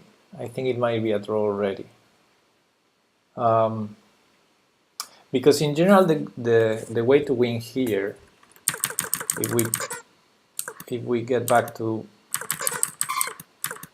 this position, yeah, in general the way to win here for white is you're gonna push this pawn. My rook is going to be behind. I'm not saying this is exactly the fourth sequence, but the way to win is you need to bring your king here at some point to support the pawn, because the pawn is, unless I blunder with my king, your rook is never going to be out of the cage. So let's do some stupid moves for black for a moment. Let's do some just very stupid moves so that you can reach this position. Okay, at this position you can never win. You can never bring the rook out unless you bring your king here. So the way to win is go with the king there. How to do it? Depends a lot on what do I do with these pawns, of course. But let's say I do nothing. You go here, and at some point you are in time to support and win my rook. And even if, well, I cannot take here, of course, because of rook g8. So best case scenario, this king will activate and take some pawns here, but It's very unlikely, although sometimes happens, that the end game after rook takes pawn is some pawns versus the rook and it's a draw, but it's usually winning for white. Anyway, there's a lot of course I try to do something with yeah, in this side of the board, and I think after king h4 it's already a draw. I'm not sure, but I think it's already a draw because for you it's not going to be easy to go up with the king now. I think it's probably impossible. You need to get here first, and by that point h4, this pawn is going to be enough counterplay. So I think this should be a draw already, and after takes, it's obviously a draw. But now, Sefa, you made a huge mistake here, huge mistake, because this is still a draw, and after check takes, it's still a draw, and after this you have to go f3, and yeah, you went back and gave up the rook, but after f3 it's a draw, man. f3 it's a draw. This is a very easy draw now, and yeah, I thought we were going there. Hey Cloud, thanks for the follow, man. I have a challenge. Let's take it. Spinoziste. Let's go.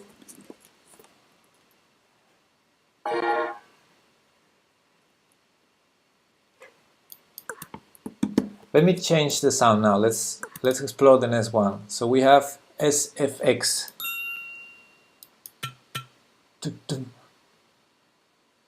Yeah, Sefa, it was a draw until 2 moves from the end.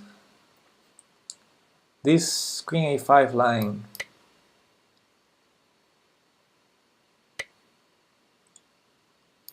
Let's sack the pawn. You wanna cry?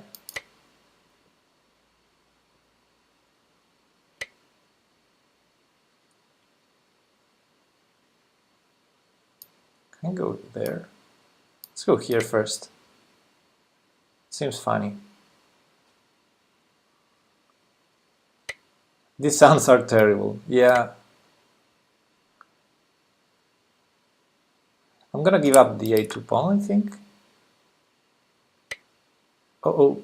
What is that? What is that, Spinoziste? This is too dangerous for you. This is too dangerous. So knight takes a7. You have queen a4 check, rook e3. No, I think that should be awesome for me. So I'm hitting queen and bishop. And there's this bishop b5, so the knight cannot be taken. Yeah, queen c6 was very suspicious, I think. These sounds are terrible. Let's see the next ones. Ness. Oh, this is nice.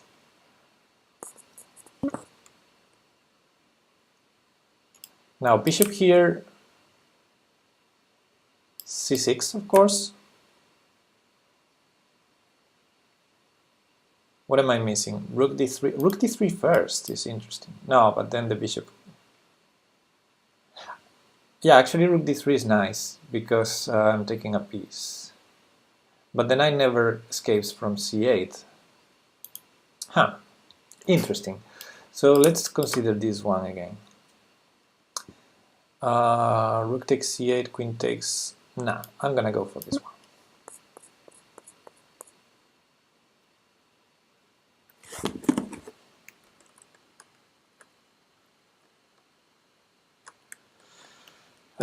Thanks, Swami, but I don't think I have the necessary strength.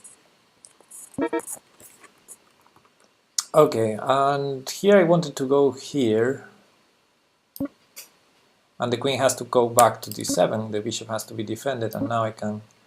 Yeah, now with this knight controlling these two squares, bishop b5 is going to be stronger, I think. Yes, John, it might have worked knight e5 in the first place. I thought queen e6 could be a ping, but it probably transposed into this idea also. Nice, Cloud. I have that challenge command specifically for people that mistypes the word challenge. Well done. Okay, let's see what let's see how to do this. Bishop check. There might be some knight fd7 ideas, but then queen f3, I guess. So bishop here, c6. I take with one knight. Yeah, okay, this has to work. No, I don't have any other Cefa. Okay.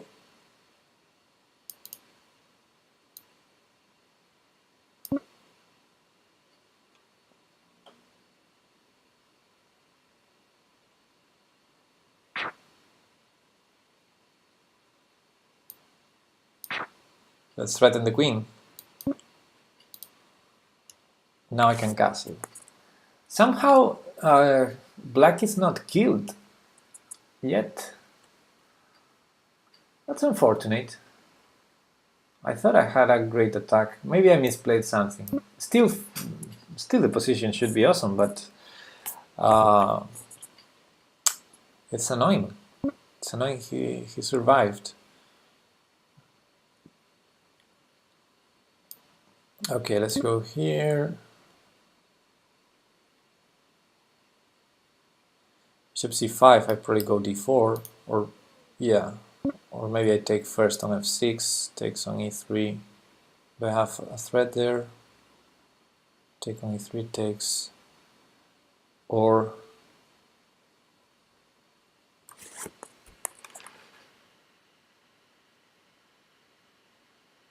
it's very interesting, both lines. Both lines are interesting. Ah, actually I can do this, yeah. I didn't see d5 was working for some reason. I don't know why didn't I see that.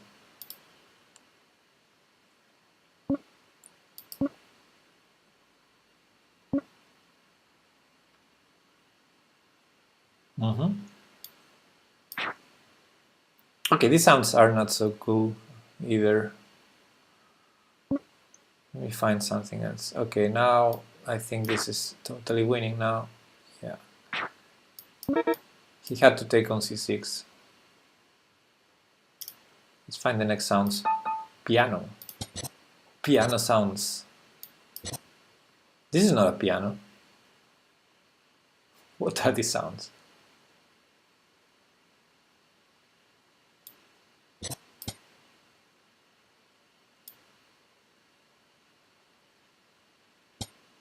Oh, I thought he was going to take on c2. Anyway, this...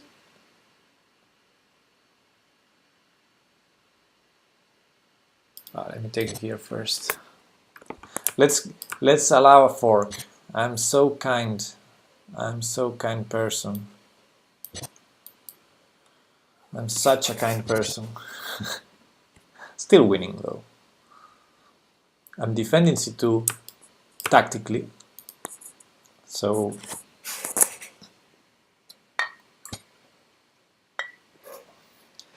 okay, I don't like these sounds either. Let me find something else. Sounds standard. No more sounds. Okay, I think I'll take futuristic. Futuristic were nice. No, what was the nice one? This, the sound effects probably. I need to move my queen.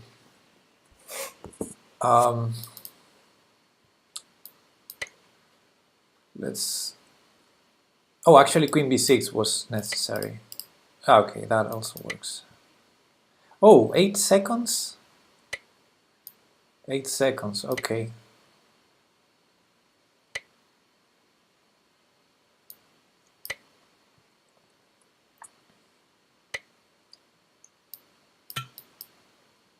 And let's be funny, because I didn't have any necessity to do this.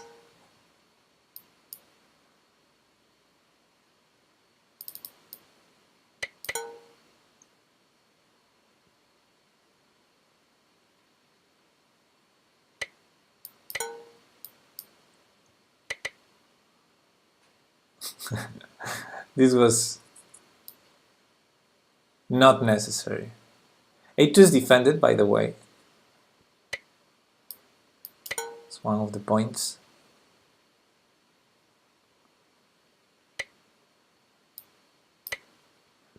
Okay, that rook is pinned. I like when my opponent's rooks are not active. Yeah, and I have a lot of pawns. The problem is they are disconnected, so it's pretty easy to stop all of them.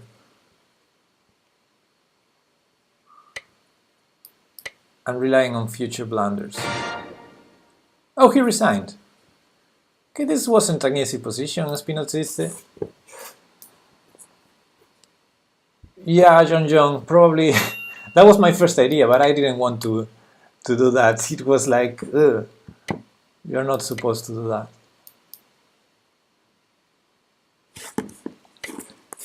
Anyway, that was bad conversion by me. Need to find something better.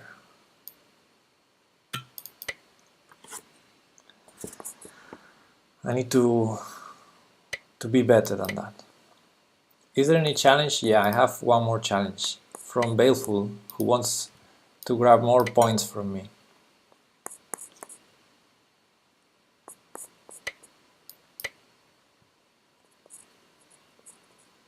But you can send me a challenge, Stefan. Whoa. Yeah.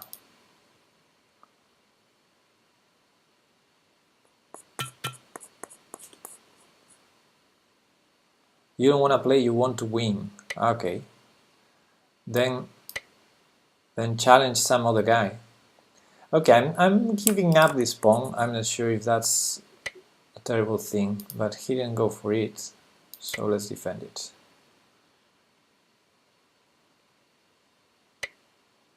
Bring some pieces out. I'm not sure about this move.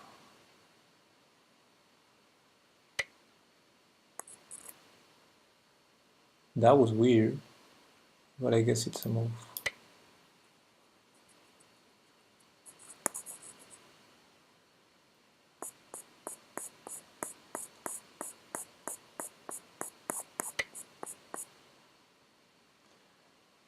Okay, the queen goes to g3, I guess.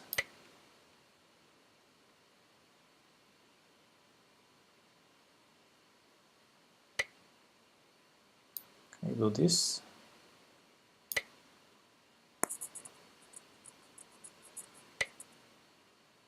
So here now.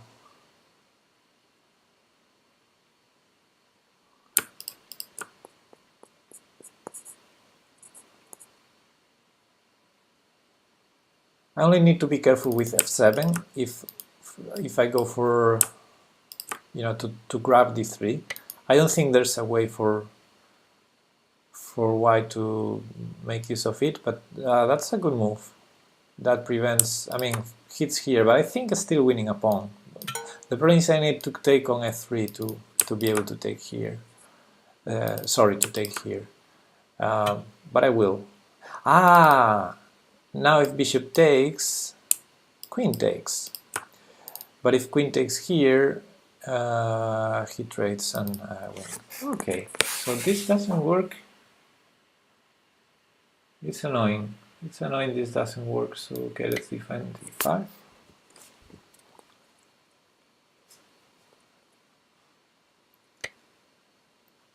And now it's not hanging anymore. Let's maneuver, let's find a different plan.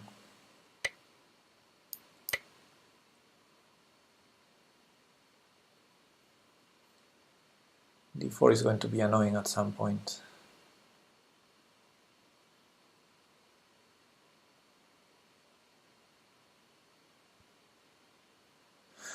Yeah, I think white is in good shape now. White is definitely for choice, I think. After d4 especially. Have to take. He took with pawn, allowing this.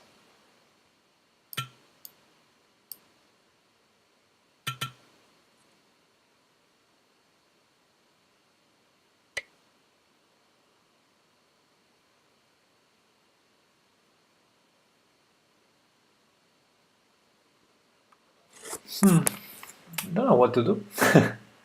Let's try. Yeah, no. Takes.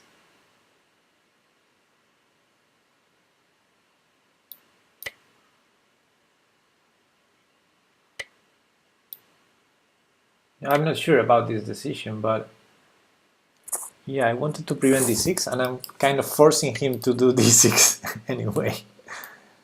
Okay, can I go c5? Takes, trade queens, then he hits this bishop with the knight. That's bad. Take, take, knight takes. But I don't want to hang this pawn. It's kind of annoying.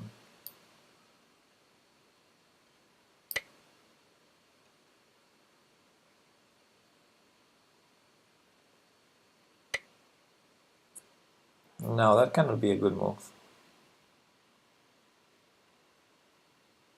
Is it a good move? It cannot be. Oh, I'm not defending it, actually. My knight is pinned.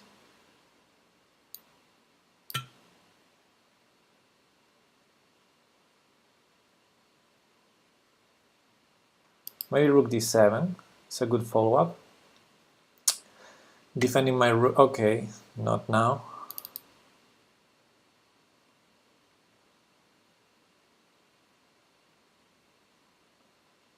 Position is dangerous. So will I unpin my knight?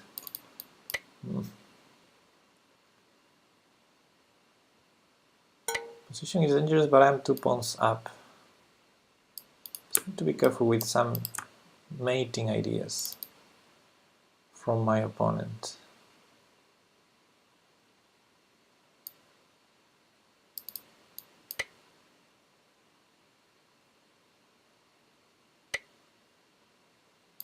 I guess I have my own ideas though. Actually, that was hanging the whole time. But now, queen f6. Now let's do this.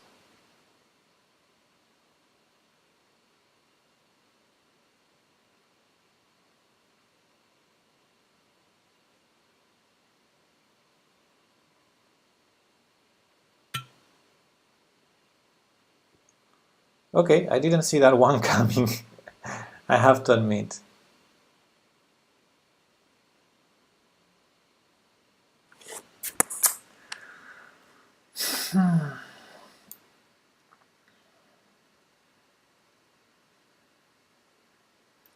That's a draw. Okay, I guess it has the draw. The draw has to be. Ah, no, it's not a draw. He cannot take here. What am I saying? It's not a draw, guys. It's not a draw.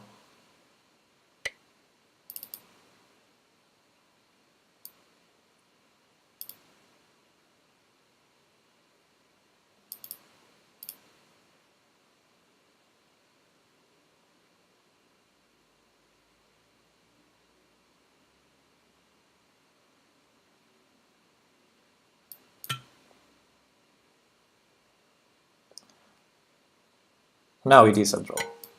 Now it is a draw.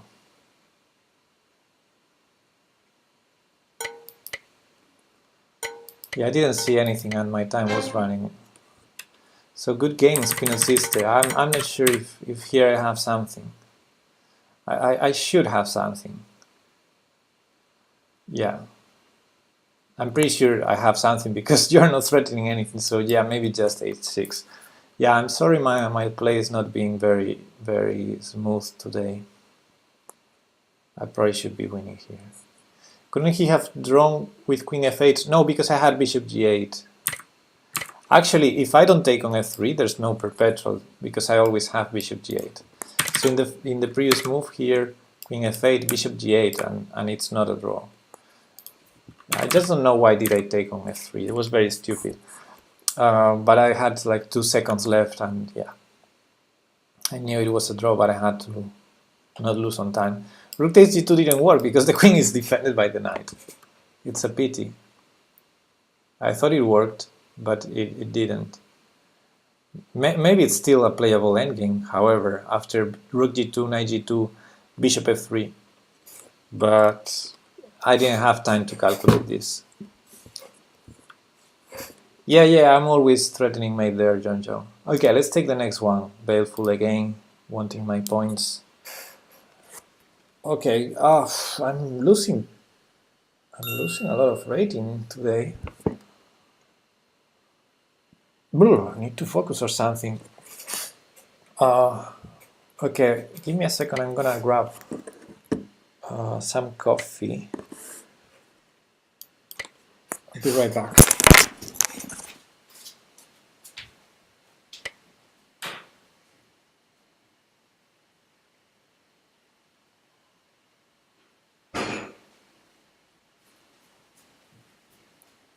And there I am.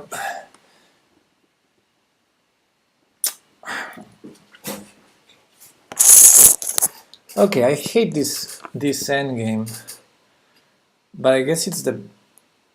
Well, if he plays e5, he's probably familiar with it, so let's not go for it.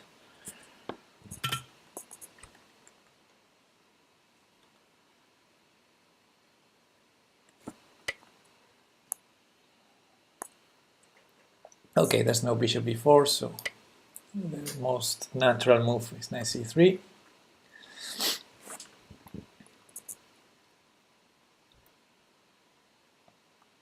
Now if he goes for castling, I should speed up my own castling with knight out and bishop out. Let's ask a question. Let's see how does he want to do it now. With c6. Okay, I like to see that.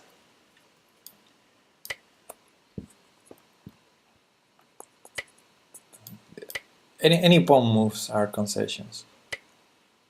Every pawn move is a concession. Not saying c6 is a bad move, but now the knight cannot go there. So my center feels safer, even though I don't have a c3 pawn.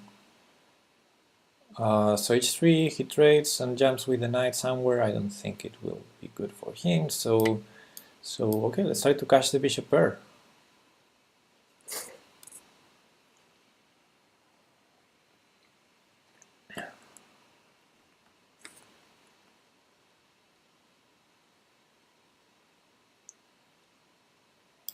So what interesting tournaments are today?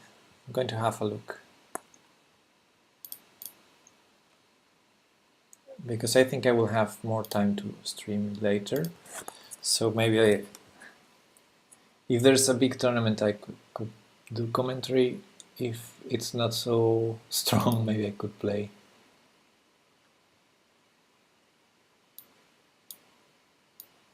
There's the Hyper Bullet Shield Arena. I think that's too fast for me to play or commentate. But there's the Elite Super Blitz Arena. Actually, this tournament... it's Blitz, so I cannot join unless I reach 2200, and it starts in 2 hours and a half. So, okay, I would need to speed up a lot to gain 2200 in 2 hours. Bishop d7 was moved, and I'm gonna ask the question to that pawn on d6. Wanna do hand and brain, but with the chat, we would need a very long time control to do hand and brain, or I can do it with Nightbot, because we have this brain command that will say, I think, the 3 next pieces to move. Yes, rook, rook, rook. Okay, Nightbot, nice. That's okay. Rook, rook, rook. I guess it's okay for an endgame. Okay, that's a pawn. That's a pawn hanging here. And I guess his idea is to take on h3.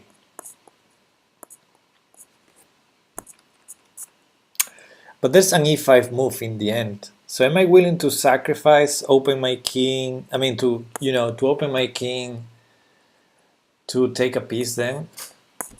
I guess we need to calculate. Bishop takes d6, bishop takes h3, pawn takes h3, queen takes d6, pawn to e5, queen moves, I take on f6, then d4 is going to be weak, but I still have the bishop pair.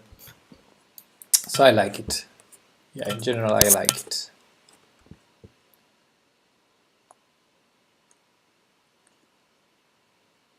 Now he's thinking, he's probably seeing this e5 move, and he's trying to come up with something different, but I think there's not such a thing.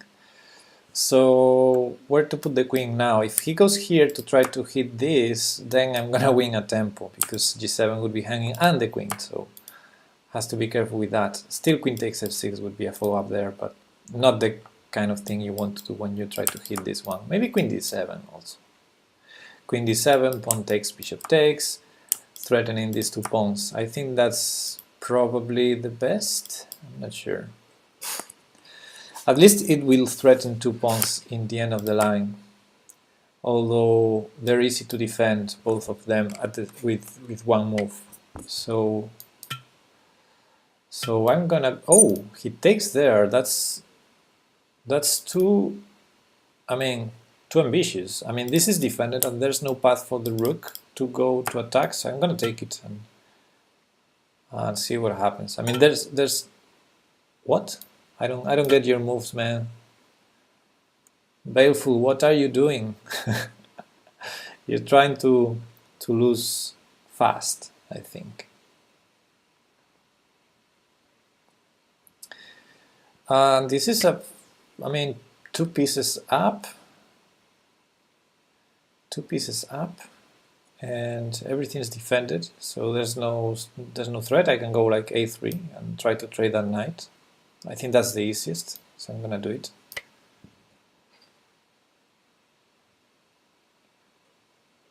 I mean, my idea was bishop takes a6, so I don't mind trading the bishop for the knight. If the knight goes to d5, I trade. If the knight goes to a6, I trade. So he has to take, I think. It's probably the best. Although resigns is also a move. Resignation is also a move. Okay, and I'm going to go queen takes d3, because if queen g4 check, I have knight g2, for example, or queen g3.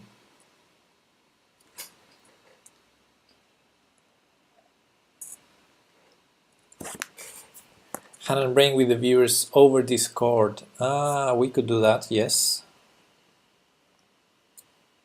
Hand and brain with the viewers over Discord. Yeah, I think. Oh, sorry, I'm showing not the full board view. Okay, so now he's trying. I like it. I like to see that. So let's do a quick calculation. Pawn takes, rook takes d4. Pinning the bishop, it's defended, it's not big, but mostly threatening queen to g4.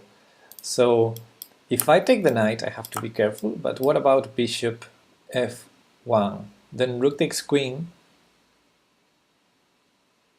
hits the rook on a1. Okay, so not bishop f1. Let's say knight e2, and block any check with knight g3. What about that? Block any checks with knight g3. All the checks are on g4, either with the rook or with the queen. And if he sacrifices the rook on g3, then I have knight g2. So I'm gonna take it. In this game, I'm gonna take all the material. All the material I'm gonna take. I missed rook h4, by the way. I missed rook h4, but I guess the defense would have been the same. Knight on g3 protecting h1. In both cases, against this now or rook h4 immediately. Could also have gone queen f3. No, queen f3 would be a blunder, I think. Back here. Queen f3, rook g4 check, and I have to sacrifice my queen, John.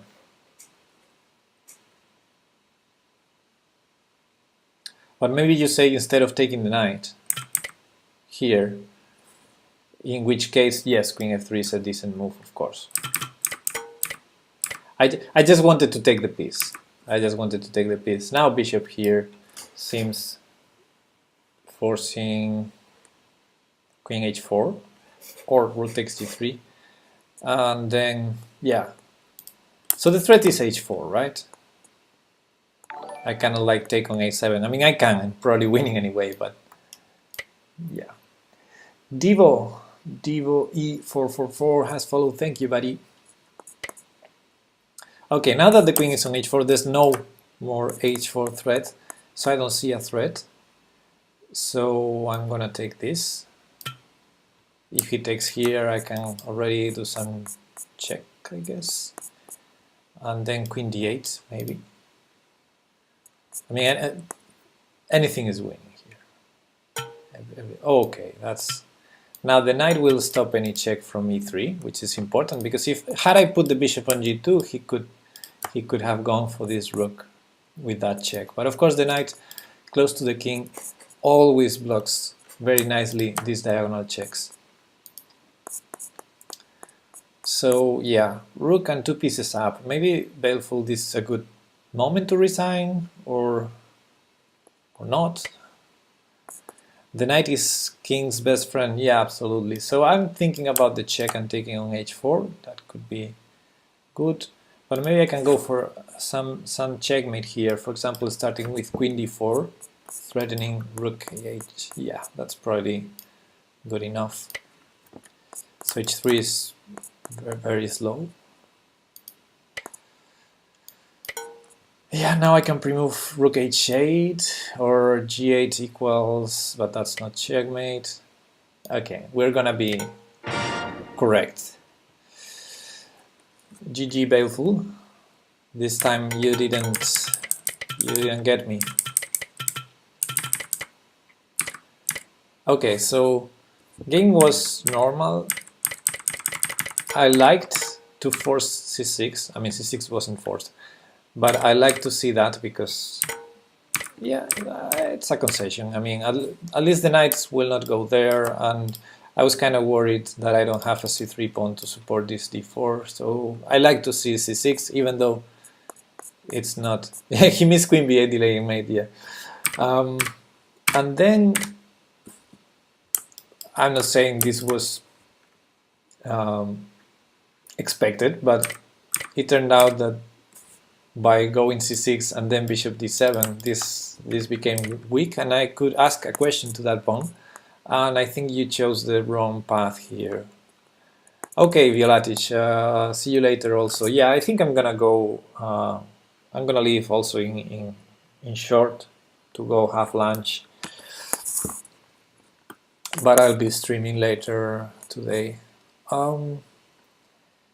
Yeah, I think you chose the wrong path here. I mean, any move to defend this, like, or maybe, yeah, I understand you don't want to play bishop c8, and probably you don't want to go d5, although d5 would have been a normal move.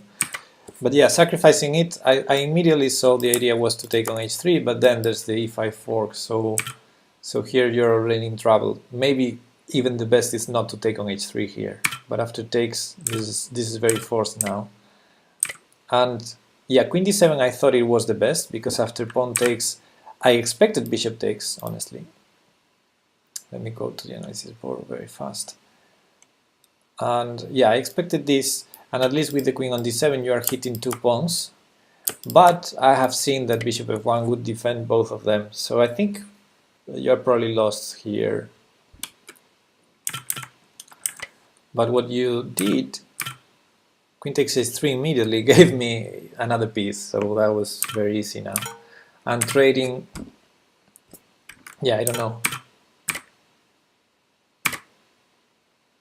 Didn't even need to move the bishop because I wanted to trade, so yeah. And here, of course, any move would be okay. Like, I don't know, bishop here. You have no checks, I defend d4 and I'm taking the knight next. But you know, I calculated for a while what was your only threat, and I found this knight e2 to g3, and yeah, nothing to see here, right? Let's take the next challenge by Chess Noob, rated 5+3. Let's go. And I think I'm gonna take, yeah, this challenge and maybe another one, and then I'll stop to go for lunch. Yeah, okay, so with this pace I'm definitely not going to reach 2200 today, so I will not play the Super Blitz Elite Tournament today. So later I'm going to, I don't know what I'm going to do. After lunch I usually play very badly, so I'll probably do tactics or something like that, or commentary on some tournaments, or maybe analyze. I would like to analyze. Yeah, today it's it was the final round of some important tournaments close to my town. It was the, because in November it's going to be held here the World Chess Championship under 8, under 10, and under 12, and Peshka is coming. This week was the qualification for Spanish players. It was also here. Well, it was close to here. Okay, Chesnov is not here, I think.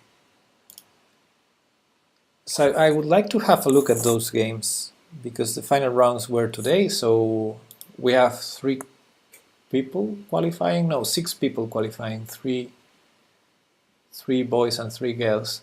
So I could have a look at those games by them. No, I don't have any more challenges. We can do one more if you like. Just send it to me.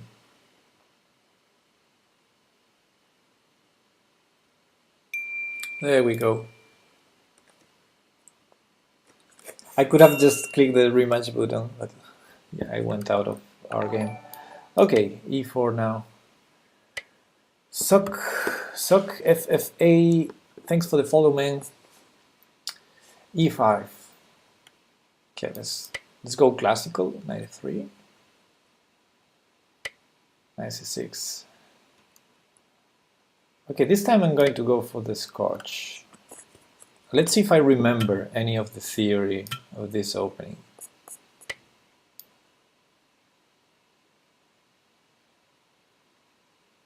There was this line. I think Pepe Cuenca was talking today about this line with knight f5.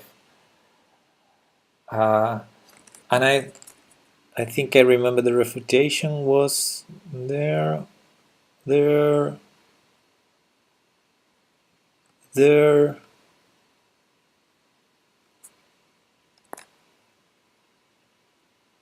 then bishop e3. Okay, I'm gonna go for it. It's not a sound line. It's a wrong line actually. But even if you know the refutation, which is the only line I know because Pepe Cuenca showed that today. Even if you know that, I know what the engine move is for white to try to survive. So we'll see. And if you play something totally different, we're both on our own, I guess, in this position. You don't like the Italian? Yes, I like the Italian. Okay, queen f6 was not the move.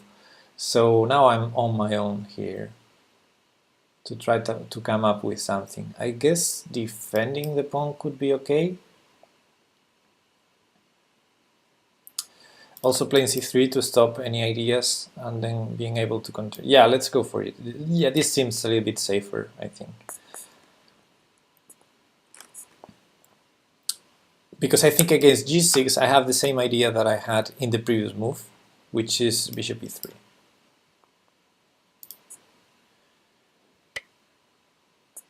Okay, and against that I might have bishop e3 as well. Yeah, let's do it.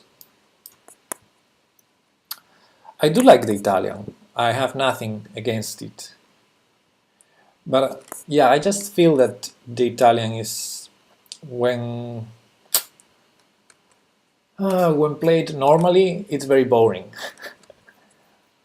when some side goes for something crazy, then it can be very funny. But I'm an e4 player, and I love to fight against, the French, the Caro-Kann, even the Scandinavian, the Alekhine, or the Sicilians. They're so full of stuff.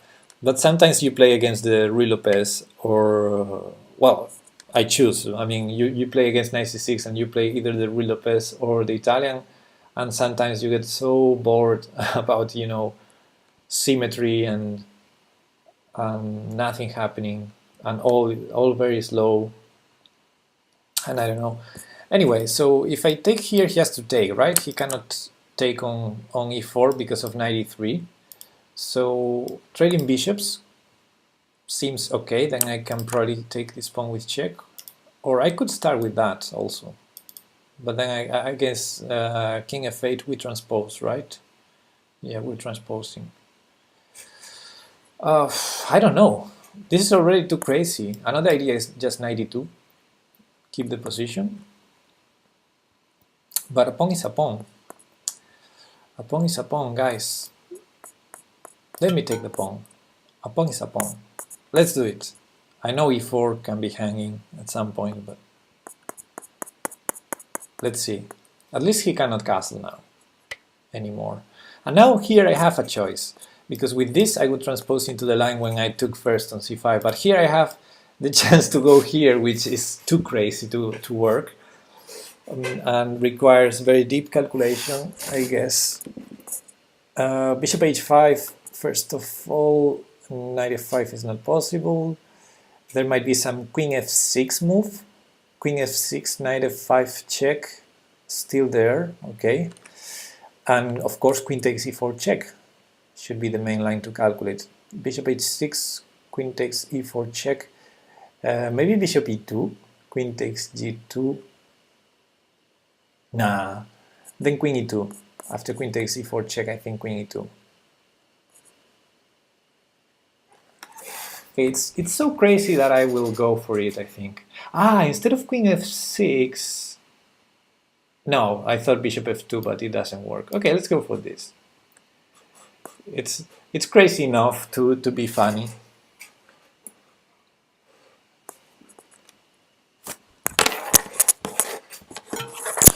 And he has to go for this because I think he had no time to go king g8 because queen g4 with more threats and defending this in time.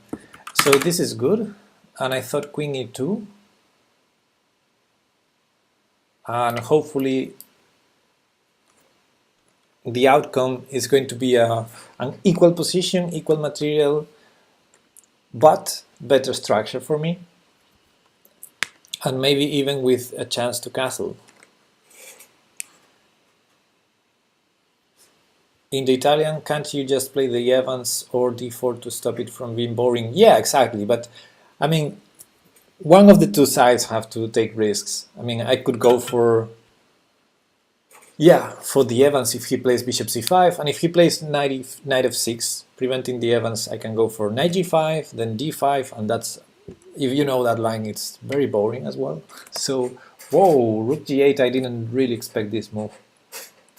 I think I'm winning a bishop here, right? This might have been a blunder. I can also choose to take a rook on a8 instead of the bishop. So this is interesting. I'm gonna consider that my knight is never going out from a8, so I'm gonna take the piece instead of the exchange. So even though it seems a rook, I'm going to consider that an exchange because I think the knight will never go out from a8. And now g2 is hanging, of course, but I think after... Ooh. Okay, that was good. Let's go here. Now rook takes g2 must be played now, finally. And yeah, I wanted to keep my position solid and castle long. Guess I can start with this first. I don't see any threats. Knight f5 is a normal move, but he's gonna have to be careful with his rook being trapped at some point also. So the rook probably has to leave eventually.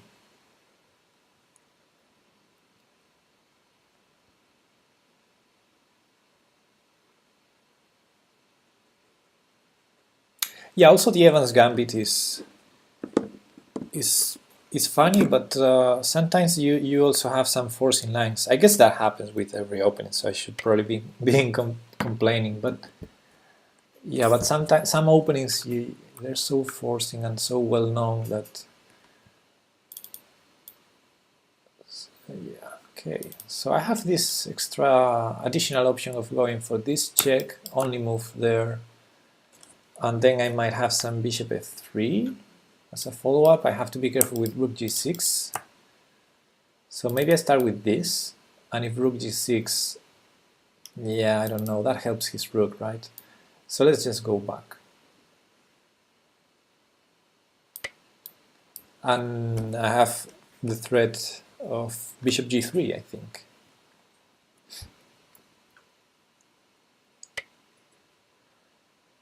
He's forcing me, so so I will do it. There's no time for h5, h4, so bishop f3 is such a strong threat now to win the exchange.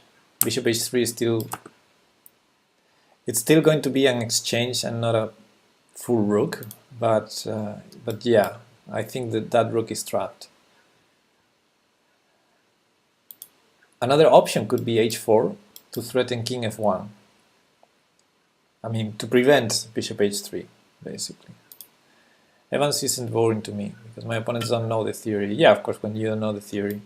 Okay, now after that trade, there's no bishop h3 anymore, so bishop f3 will still collect the exchange, king f1 as well, because he will take here, of course. So now the question is, do I just castle and then go for bishop f1, or do I go for king f1? I guess it doesn't matter, so let's go this way.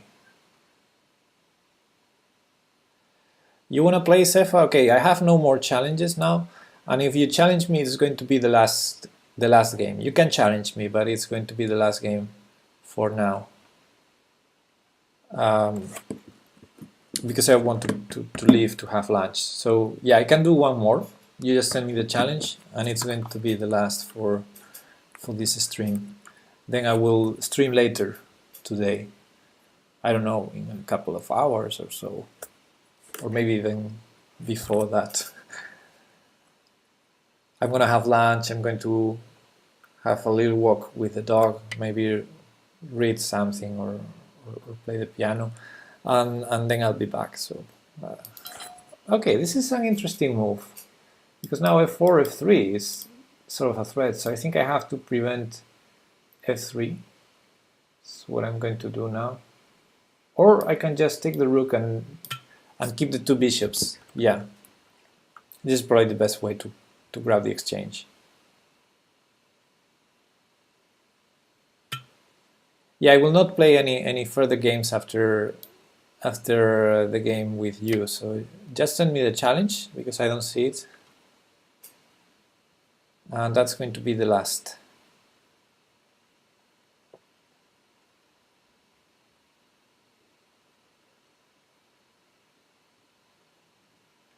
And I remember one question someone said in the chat, I think it was Violatic maybe, before. Okay, it's too late to answer, I guess, but he asked how many points in the same file I saw in a game. And I think the answer is 4 or 5, cannot tell. But definitely I've seen 3 many times. 3 of them many times.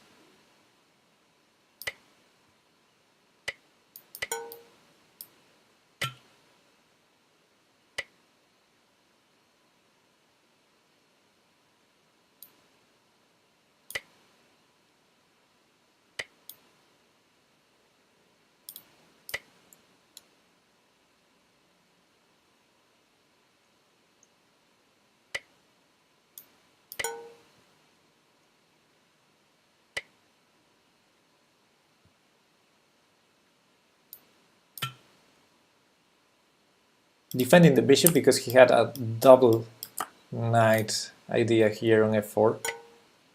He goes for it. Knight d3, I'm expecting. He's gonna take this. It's okay. I'm okay with trading pawns in general.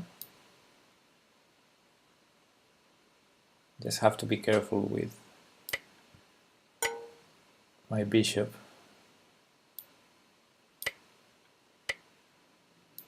Okay, I had the check, by the way. That was much better than what I did. Anyway, this is bullet mode.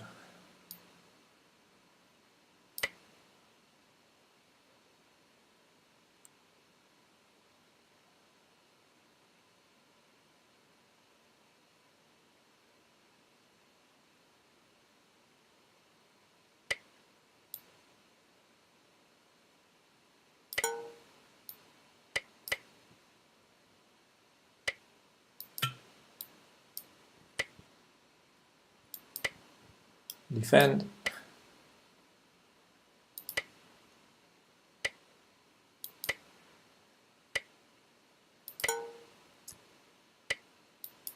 It's important not to allow any counterplay. I mean, maybe important is not the word, but as you can see, I'm stopping any counterplay instead of going for the kill immediately.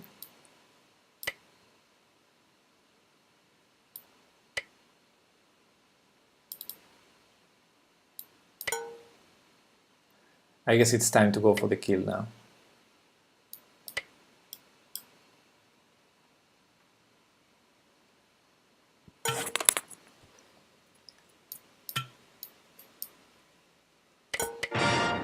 Good try, but there was no stalemate, thankfully. Okay, good game, Baleful, or should I say Swami. Sefa, I don't see your challenge. Do I need to challenge you?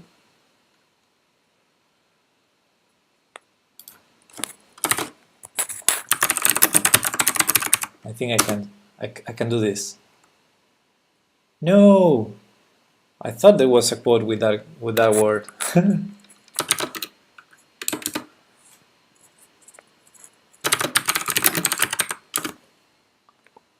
Let me see the list.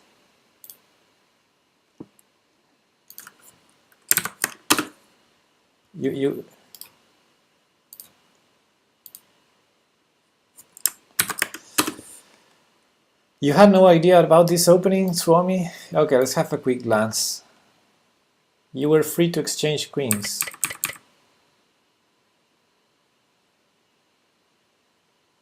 You talking about this game or the previous one when you played d65? Because in this one I don't know about the queens. Here you mean?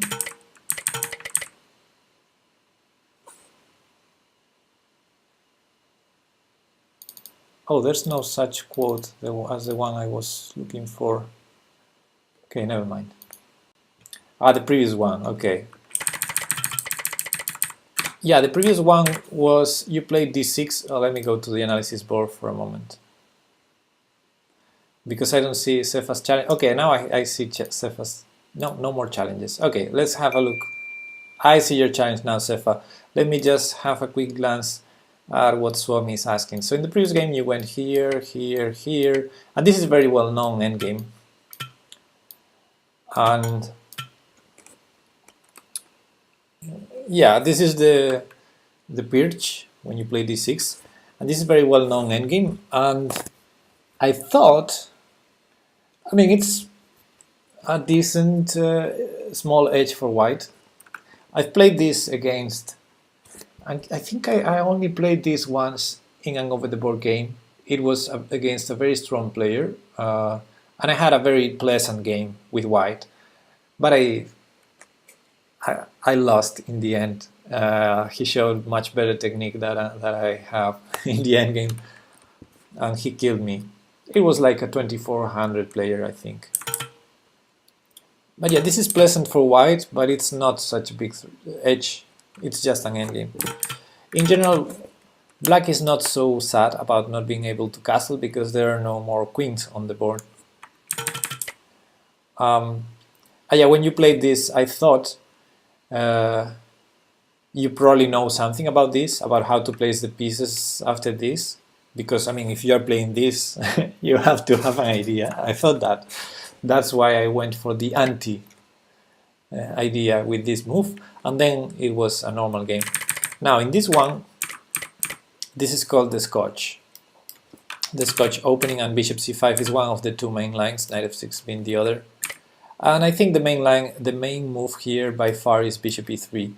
But you know, this morning I was watching these videos by Pepe Cuenca in Spanish about how to play against the Scotch, and he went on to explain some minor lines, and one of them was knight f5, and he was exploring this, and he said, okay, knight f5 is a bad move. It is a bad move, and I'm going to show you the refutation.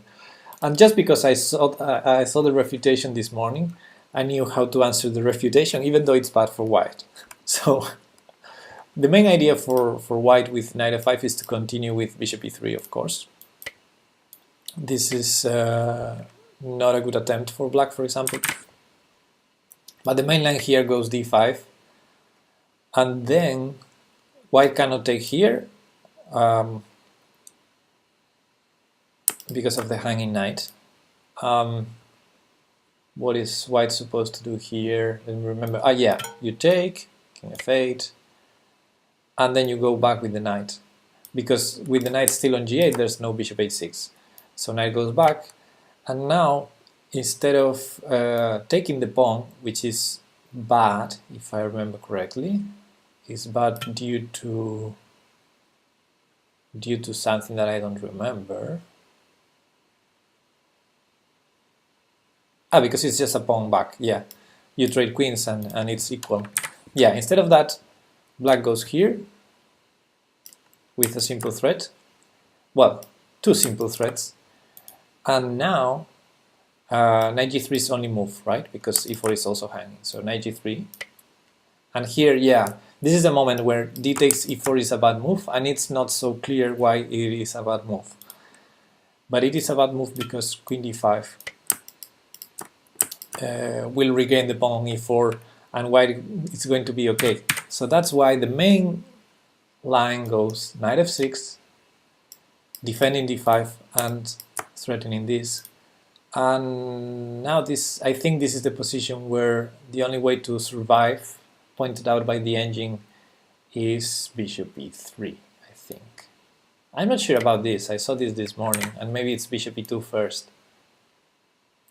Yeah, I think it's bishop e2 first, pawn takes, and now the main move in the database is castle, but according to the engine, bishop e3 is the one that survives the most. So yes, this is advantage for black, but at least it's survivable. I wanted to get here if you knew the theory.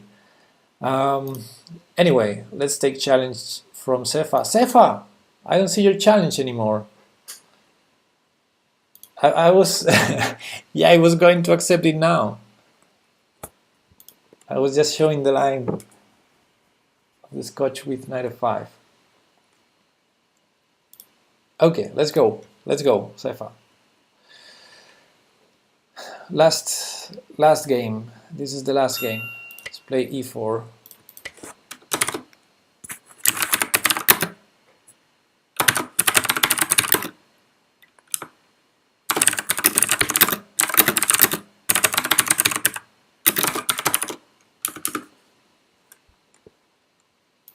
Okay.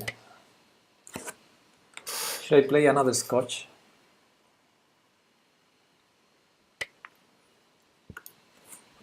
Let's try. Maybe now that I showed the line, I showed the line against knight f5, maybe he's going to go for it. So I can choose another one. Let's go for the main line now, bishop e3.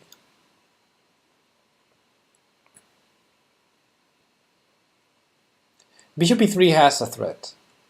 It seems like a defensive move, but it has a threat. Whoa, that's probably not a good move. Now let's see the threat. The threat is knight takes c6, and then the bishop is hanging on c5. Now the main line is bishop b6. That's the main move. Bishop takes, I don't like it because now we trade everything. I mean, you have to take, otherwise you lost the bishop pair. And now white is perfectly fine. Better center, more development. Here I guess e5 is probably the best.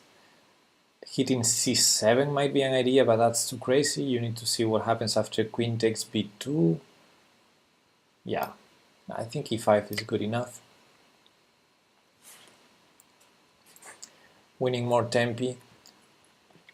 Now in the scotch, black usually has a lot of trouble with this pawn. So the knight will very happily jump to b5 or d5 if allowed. And if after knight c3, which is my follow-up, he goes c6, then some problems in d6, like knight e4. So yeah, I think this has to be great for white already.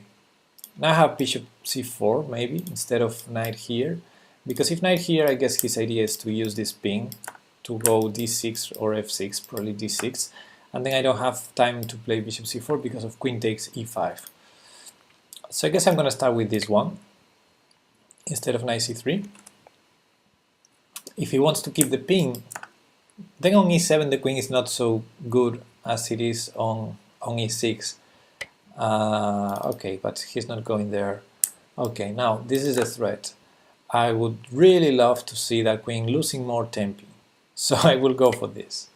If he takes here, I can castle on, or even look for a line to sacrifice both rooks in order to checkmate this king. I mean, when your opponent does not develop the pieces and keeps doing moves with the queen, you can even look for crazy sacrifices like those. So let's see what does Sefa choose to do here. Yeah, of course knight d5 and knight b5 are strong ideas now. Also queen f4 was, but now that he can castle in the next move, probably not so strong. Just castle could be interesting. Knight e4 is going to be interesting also.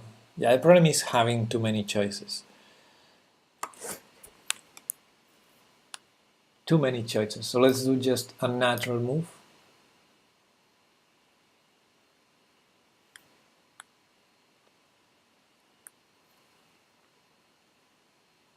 For example, if he castles short now, I'm going to start throwing these pawns, I think.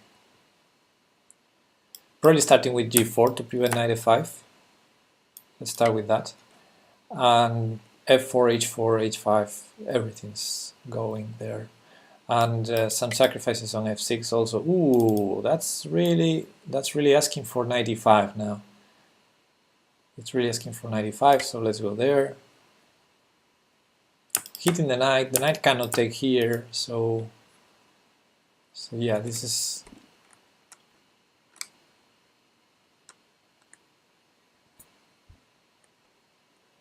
I mean, it wasn't pleasant already how to develop this bishop. d6 probably wasn't an option anyway, so I understand b6, but yeah, I think knight e5 is a problem now. So is rook e8 a good answer? Maybe I can already start thinking about sacrifices on f6.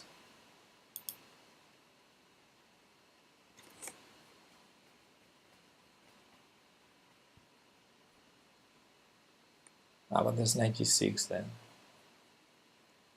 Knight g6, h4, and h5. Yeah, maybe against rook e8 this works, but it's risky, of course. I don't have the necessity to go there, but it's interesting. Takes, knight g6. What else?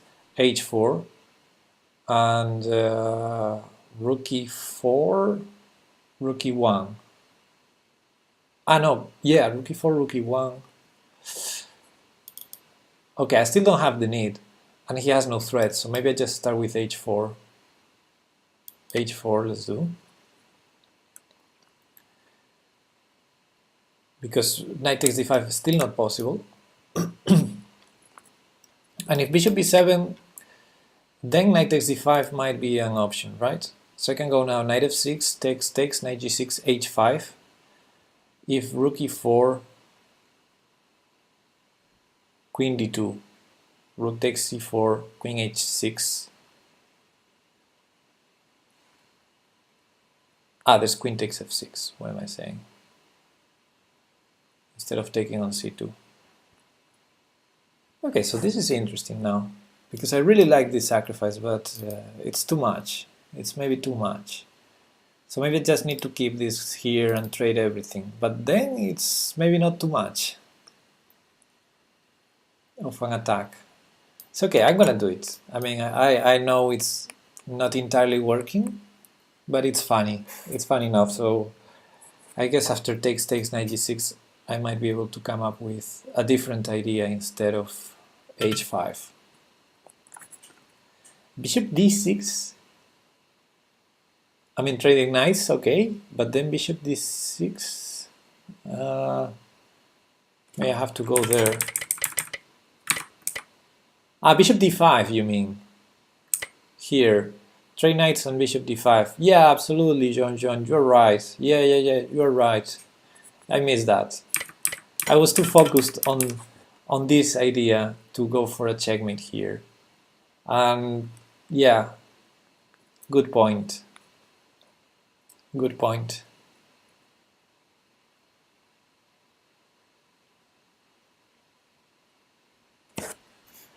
I guess I wanted to have fun with this, yeah.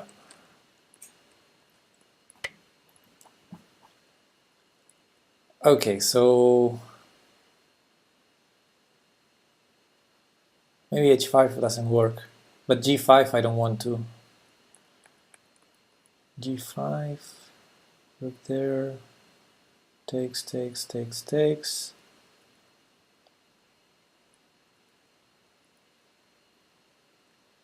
So what I'm doing is not so sound, and I'm probably losing, but it's really enjoyable. I mean, this position, I like it a lot. He can sack on h1. Well, it's not a sacrifice, but I don't believe it. I don't believe it somehow.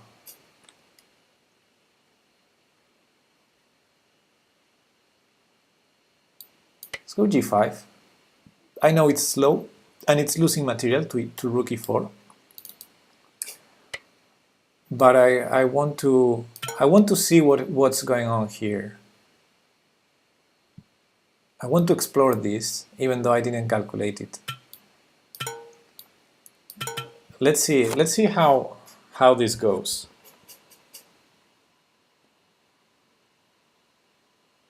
Because it's fun. I'm down a lot of material, but I'm up a lot of pawns. So it's at least unbalanced. Okay, there's no check here, so I guess I can just take here, but that's too much also. So maybe I just take here to add another defender here. Maybe I missed rook c4 and bishop e4 idea. Rook f4, also interesting. Yeah, hitting this. Let's keep everything defended. Maybe I'm maneuvering too much in a position where I should be aggressive because I might be losing otherwise. But okay, that was a blunder, and I take the knight. Yeah, so now I'm pretty clear I'm winning, because apart from my scary looking attack, I'm up on material. Amazing. Now, I don't know if preventing issues or going rook g7. Probably preventing issues is a nice idea. We check in there. Yeah, okay, let's do it. Oh, I missed something. Okay, I missed that check on d8. Yeah. Now I see, because after this he has rook f3. And yeah, if I go here, I might have issues as well. So it's time to calculate. My rooks are out of play. Yeah. Okay, let's play safe. I didn't have time enough to calculate king c3. Yeah, I think rook c4 was more precise, to start hitting this pawn and be able to follow up with bishop here. Now, I'm not sure.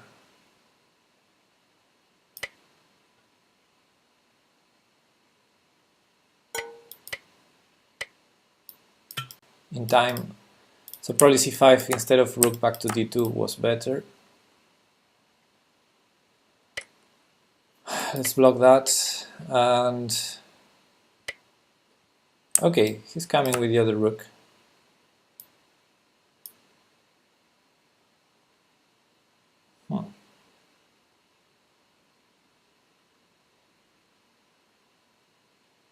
Let's do the same.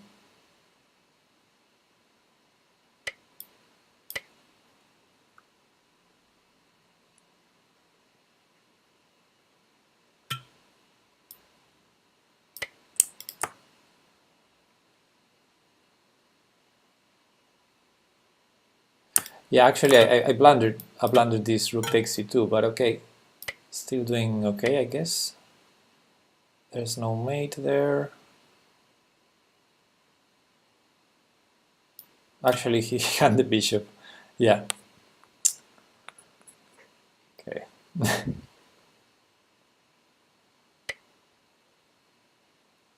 I think it was still winning if I don't take the bishop, but this is now very easy. He probably had to cut my king from going up. Let's prevent the king from going here and threaten f7, winning on the spot. And just be careful with... Okay, now, yeah, he missed this threat.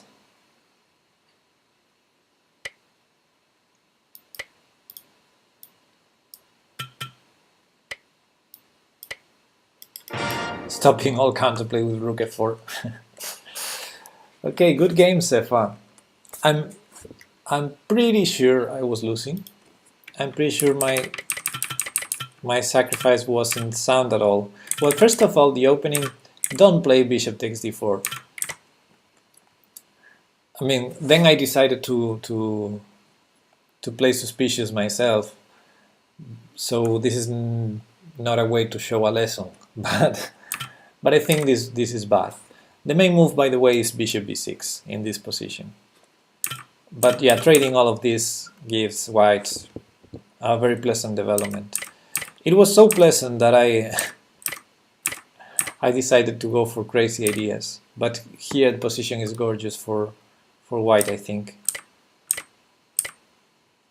Yeah, and as John pointed out very well, rook e8 wasn't enough here, because after knight takes, rook takes, I have bishop d5. So yeah, this was already terrible for you.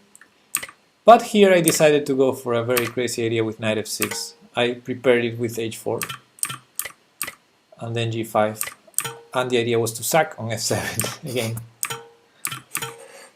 And I think here you might go up, or here, I mean hit the rook. I think it was important to hit the rook, but because you didn't hit my rook, I have a free move here. And actually, what did I do? I took on h7.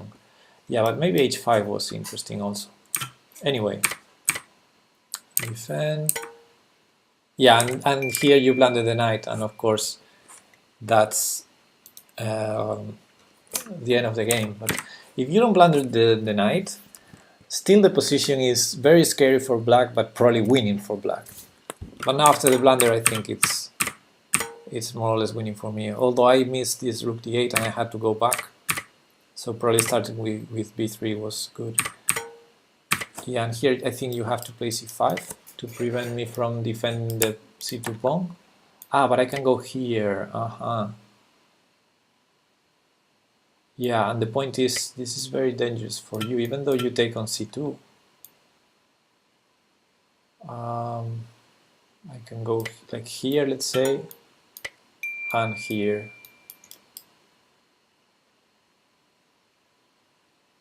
And then some mating ideas, or promoting ideas also. Yeah, this was very bad for you already.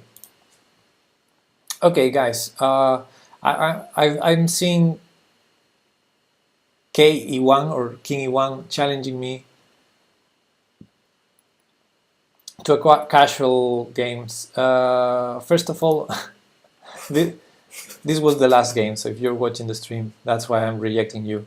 Although it's also casual, and I was not taking casual games in this stream. Anyway, the stream is over now. It was a funny game, Sefa. Actually, I think if you don't blunder the bishop in the end, here, if you don't blunder the bishop, I'm still winning. Maybe this could be the most, I don't know, the most challenging attempt, maybe, but I always have this idea of g6 next, and yeah. Let's say, well, I can repeat, but of course I don't want to. Yeah, this is bad because rook takes will defend this. Yeah. No, I think you're still losing here. Even if you don't blunder the bishop, blundering the knight was the problem. Anyway, see you later, guys. Like in 1 hour or two, I'll be back. I'm not sure what I'm going to be doing. Maybe tactics or analysis or commentaries, one of the three, because I think I'm not going to be ready for playing after lunch. But see you later, guys. Thanks for being there. Bye bye.